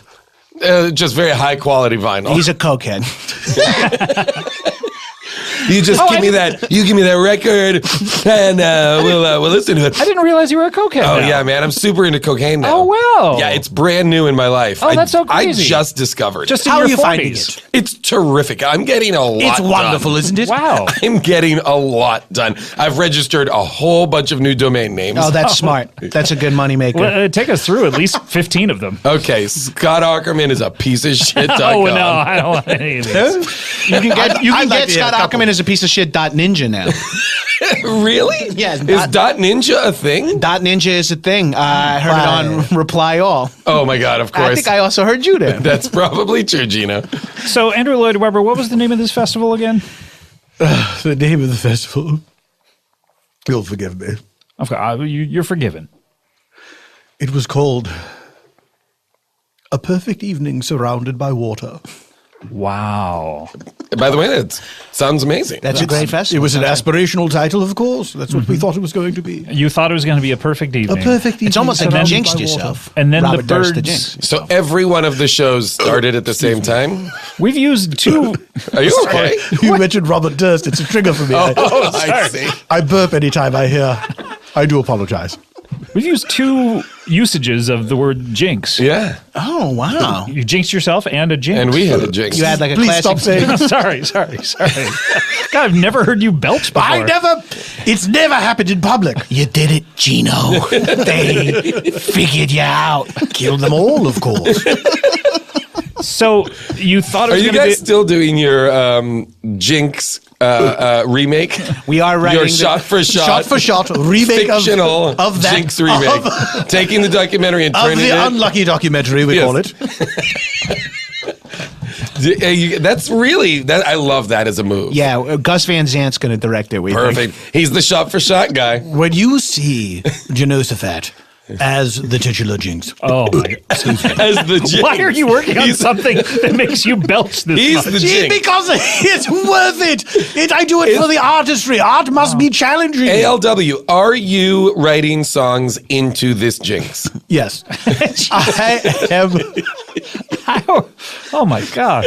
I'm sorry. This is the line that's been crossed? Yeah. Yes. Why are you wanting him to stop? We're having a great time. I know. I'm sorry. Did you want to talk about pre-cum again? No, I'm enjoying. I mean, Do you want to talk about getting a hot load of egg on your face? you've turned this now into something that it was not. Mission accomplished. You weren't, George W. you Bush. weren't blowing an egg sandwich until it exploded all over your face and burned you? You shouldn't have told us anything about your personal life. I'm sorry. Next time I'll just keep it close to the chest. Number 5. Oh yes, a lot of burps. Yeah, disgusting. How were you able to do that on command? Are you able to burp on command? Yes, I don't know. I command you to burp. It works. It's gross. I've never been able to do it. You're not missing anything. Well, it's a coveted. It was a coveted skill on the playground in the schoolyard. Absolutely. That all my friends could do and I could never do, and they'd be like, "Just swallow some air." Never works. Has never worked for me. I can't cry on command as an actor. I can't either. Just an actor. It's a terrible thing. I would rub the irritating stuff on the eyes. Still couldn't do it. Do you remember? We may have talked about this before. I don't know if we've talked about it on air. My interest is piqued. But on Comedy Bang Bang, the TV show, one of the episodes I was on, there was another actor. We were setting up some reaction to something that was happening, and it was something emotional. And this actor said, "Do you want me to cry?" And everyone on set went, "Whoa!" And like sarcastically, or no, they were like, excited? "Oh my god, this is going to be amazing!" Oh wow! And then this actor just had the makeup person come over and do the Oh stick. right! And it was like, "Oh yeah, well, that's yeah, anybody could do that except for me." Oh, so you're saying even with the menthol I put so much there. The It Was Onions episode. I don't know if you recall that one. The Gillian Jacobs, Jason Mantzoukas episode where it's flashbacks. Yes, I had to stand over a coffin and cry and say, "Why?" And we tried everything and nothing was working. It was terrible. Yeah, I just couldn't get it done. So you were getting just the stinging of your eyes, but no tears? And they were all kind of red, but no tears were falling down. They were like that thing where you put it into the eye and then it drips down. Yeah, that would work. But then they would put it in and then they'd go, "Okay, let's roll camera." And then by the time, so I would say, "Hey, do it last thing, like roll already." Exactly. You know what? That's very basic. The one time I've seen an actor cry on command is Charlize Theron when we did it Between Two Ferns with her. And we had this gag where Zach was going to do an advertisement in the middle of it. And we were trying to figure out, like, what's the most inopportune time to interrupt her and do an advertisement. And we were saying, could you, like, cry about something? And she's like, "Yeah, I guess I could tell a fake story and just like cry at the end of it." We're like, "Really? Could you?" And she tells the story, and it's in the episode you can watch. She tells the story about, I think, a dead pet. And then she just bursts into tears and they're coming down. And I'm like, "Oh, I guess she thought of a real thing or whatever." We call cut and we go, "Oh, wow, was that a real story?" She goes, "No, I just made all that up." I was amazed. She sounds like a sociopath. That's what I'm saying. To be a good actor, you have to have problems, I think. Well, let me tell you this. Scott, be quiet. Okay, will do. Years ago, I had an audition for a James L. Brooks movie, and I'd never gotten an audition like this Whatever before. Works. No, what was it? I can't remember what it was. No, Whatever Works is Larry David. It was the one with Paul. Yeah, how do you know? How do you know? How do you know? How do you know? How do you know? His swan. How do you know? James L. Brooks' swan song. That was his last movie? I believe it was. And he's never doing one again? I don't think he is. Do you think he's not allowed to? Or I don't know what's going on with it. We have a mutual friend that you should talk to about this. What's that? Okay. Someone. So I got this audition, and it's a very emotional scene. And so I remember at the time I was in a hotel room. I was doing a gig. And so I'm going over the lines because I'm going to put myself on tape when I get back home. It was the year that I was living in New York. And so I'm doing it. And as I'm doing it in the hotel room by myself, I'm crying. Yes, right? yes. And I was like, oh my God, this is great. I can do this. I've never done this accessed these before. emotions. Yeah. So then I go to do it. I'm going to tape it with my wife Janie is going to read the other lines, and then a friend of mine, a friend of ours our friend Phil was going to operate the camera and read a couple of the miscellaneous lines. And so as we're doing it, I'm trying. Yeah. And it's not You're happening. Forcing it, yeah. Meanwhile, Janie off camera, she's crying. Because the words are so beautiful. She's like in it. You know what I mean? She's more in it. She's not even on camera for this. Right. And I was like, oh, okay, well, that's you know what it is? Interesting. I think I was talking about this in regards to Lauren Lapkus's and John Gabris's podcast Raised by TV, where I had to do a Will Smith scene from Fresh Prince where they do a very special episode. That's a feature on their show. And they gave me the scene and I didn't read it. I was like, oh, I'll just cold read this. And then as I was reading it, I got so choked up and I started welling up because the words were like, I was like accessing the emotions for the first time. Right. And then those guys were sort of like, Lauren was kind of getting misty and stuff. And it was, and I think the more you do something, the more you're just like, oh yeah, these emotions. Where I was kind of like, I think I would be a great actor if you just put up cue cards and I just was reading everything for the first time. And then I could be in the scenes. Right. You know what I mean? But do they do that for anyone? Let's try it. Let's do it. Let's see how it works. Put us in something. Put us in something together. Have the cue cards. Look, can you fucking imagine? There have to be like a whole generation of filmmakers and TV makers who listen to the show, who grew up learning what comedy is. Well, man, I don't know about that. But who have definitely listened to this show. Just put us in something. But imagine if, like, we get put in some big thing, like we just get a scene because somebody likes us, and they're like, and then there's real actors there, and we demand to have cue cards. Have cue cards. Thank you for putting us in this. Now get us our goddamn cue cards. We've never looked at the script. Of course not. I'm not going to read the script. What am I playing? That I will say that was sort of like Reggie on Comedy Bang Bang would never read the scripts, and because he wanted to have those emotions really fresh, but to the point where you would have to like tell him what he had to say in the scene, like orally and verbally. Yeah. Here's what you say. It's an interesting style. It definitely. I'm amazed at actors who can access that kind of thing take after take after take. It's crazy to me. All right, we're wrapping it up here, but I did want to play something at the end of this episode. Oh yeah, you're playing special things. This comes from an episode which did not make the countdown and was so close and was literally in the top 10 at certain points in the voting. Wow. And just by the end of the voting, there was such a rush for voting for episodes that did make the countdown. It just slipped down further and further to now it's not in the countdown anymore. But this is from episode 515, and we're playing songs here at the end. So I wanted to play something from an episode which did not make the countdown. This is Return to Suicide House Part 666. And I was very excited when I saw it was doing so well on the countdown for so long, because I don't believe any of the Halloween episodes have ever made the top. Is that true? I don't think so. Wow. Some people should check on those stats for me, but I don't believe it ever has, and so I don't think that we've maybe never played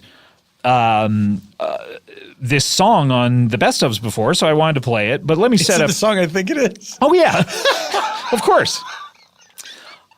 So let me break down the scene. So Nick Weiger, whom people would know from the Doughboys. Is it Doughboys?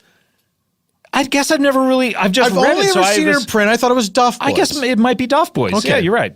So people know him from the Duff Boys podcast, and he worked on Bang Bang for a number of years. I believe he worked on the 3rd season. And then got a different job for the 4th, maybe came back for the 5th, something like that. So he's around a lot. He was working on something with me this last year. So really funny guy. I knew he did this song that's a parody of the Monster Mash. Yes. I think I knew it, and so I asked him to be on the Halloween episode. Like There's video of it. There's video of it. Okay, Yeah, there's so a produced music video. it's something he's been doing for a number of years. And so whenever we had this first Halloween episode that we did 7 years ago or something, I asked him to do this song. And it's basically become a tradition every year, much like Letterman's Jay Thomas. Jay Thomas, who R.I.P. by the way this year. Oh, yeah, he that's passed right. away this year. When he would tell the story about the Lone Ranger, it's something that I look forward to every year, mainly because I enjoy him doing it, but I also enjoy hearing the contortions he goes through to try to make it fresh, even though he's going to do the exact same thing. Yeah. So the character's machinations of tricking me into listening to it every year is always really fun. So, and I get to play pissed that he is doing it again this year. This is a parody of the Monster Mash, a song called The Monster Fuck. And basically what happens is he did it the first year and then every year tricks me into saying it's a different song. And after you say grill every him year, to a lengthy degree, you're absolutely positive you're not going to do You're the not same going to thing. do it. And we go, and he apologizes every year, saying that he knows he tricked me the other years, but he's penitent. And so this year, and it's, by the way, also Caroline Anderson, I mentioned her on a previous episode. She was the writer's assistant on Bang Bang. The first year that he did it on Bang Bang, I think he brought her and Eva Anderson, who was another writer on the show, to sing backups, and Caroline has just come back every year to do it, and so this is the latest version of it. It's people love hearing it every year. This is the latest iteration of the Monster Fuck. I'm very excited. This is the world premiere of Scary Love by Scaroline. Is that your stage name as well? Okay, Scaroline, just Scaroline, like Madonna Just or Cher? Scaroline, yes. Okay, fantastic. So Scaroline with Spooky Love. This is exciting. Let's hear it. Here we go. Comedy Fang Fang world premiere. Scaroline. Scary Love. Featuring Leo Carpazzi. I was working in the lab late one night when my eyes beheld an eerie sight, for my monster from his slab began to rise, and suddenly, to my surprise, his trousers dropped right to the floor. With his bottom bare, he ran to the door. I said, Frankenstein, what's gotten into you? He said, my dick is hard and I need a screw. He did the fuck. He did the monster fuck. The monster fuck. It was a graveyard fuck. He did the fuck. That monster sucked and fucked. He did the fuck. He did the monster fuck part 6. Scary Love. From a laboratory, I heard quite the racket. Deep in the castle, the vampires jacked it. The zombies all fucked in the graveyard grass. Wolfman wolfed down Frankenstein's ass. They did the fuck. They did the monster fuck. The monster fuck. It was a graveyard fuck. They did the fuck. Those monsters sucked and fucked. They did the fuck. They did the monster fuck. The beasts all fucked as the orgy spread. Bigfoot gave the headless horseman head. Swamp Thing jerked off in the castle moat, while Frankenstein gagged from the jizz in his throat. The fucking was wet, there was spooge like mad. Igor decided to fuck his own dad. The mummy let out a horny moan when Medusa's bare tits turned his dick to stone. They did the fuck. They did the monster fuck. The monster fuck. It was a graveyard fuck. They did the fuck. Those monsters sucked and fucked. They did the fuck. They did the monster fuck. And Frankenstein's bride was horny as hell. The hunchback went bareback and rang her bell. She got titty fucked by a giant spider. Jizz made the streaks in her hair much whiter. She fucked every monster, come one, come all. Her 3 holes were filled like a bowling ball. And while skeletons boned his undead bride, Frankenstein just jacked off and cried. Now you should fuck. It's now the monster fuck. The monster fuck. And it's a graveyard fuck. The monster fuck. Those monsters suck and they fuck. Now you should fuck. Now you can monster fuck part 6. Oh, these monsters are depraved. They're fucking and sucking with no regard for the world around them. Christ has abandoned this place as these monsters fucking fuck. Oh, God. Whoa. Scaroline, great job. You crushed it. I love that. Wow, I'm so proud of you. Excellent. Grandpappy's so proud. Really good. Okay. Ah, there it is. There it is. There it is. Always a good time. Thanks to Nick Weiger. All right, that's wrapping it up for today's New Year's Day episode. We have one more episode to go with our top 4. Are you excited, Paul? Well, I mean, let me just say this. Mm-hmm. If I'm not in any of the top 4 episodes, right, you might not be. And if I'm not, I want to let you down gently. I understand. But, okay. Well, are you telling me for sure? I'm not telling you for sure, but I just want to make sure to adjust your expectations. I understand. But here are my expectations. Okay, what are your expectations? If I am not in Got it. any of the top 4 episodes, Okay. I'm going to be very angry. Are you going to Hulk out? We'll see. Aw, Hulk out! Do, do, do, do, do, do, do, do, do, do, do, do. Hulk out! Do, do, do, do, do, do, do, do, do,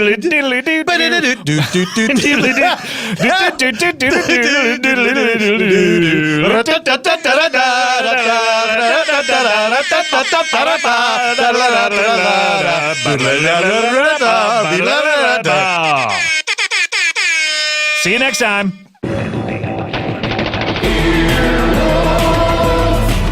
This has been an Earwolf production, executive produced by Scott Ackerman, Chris Bannon, and Colin Anderson. For more information and content, visit earwolf.com.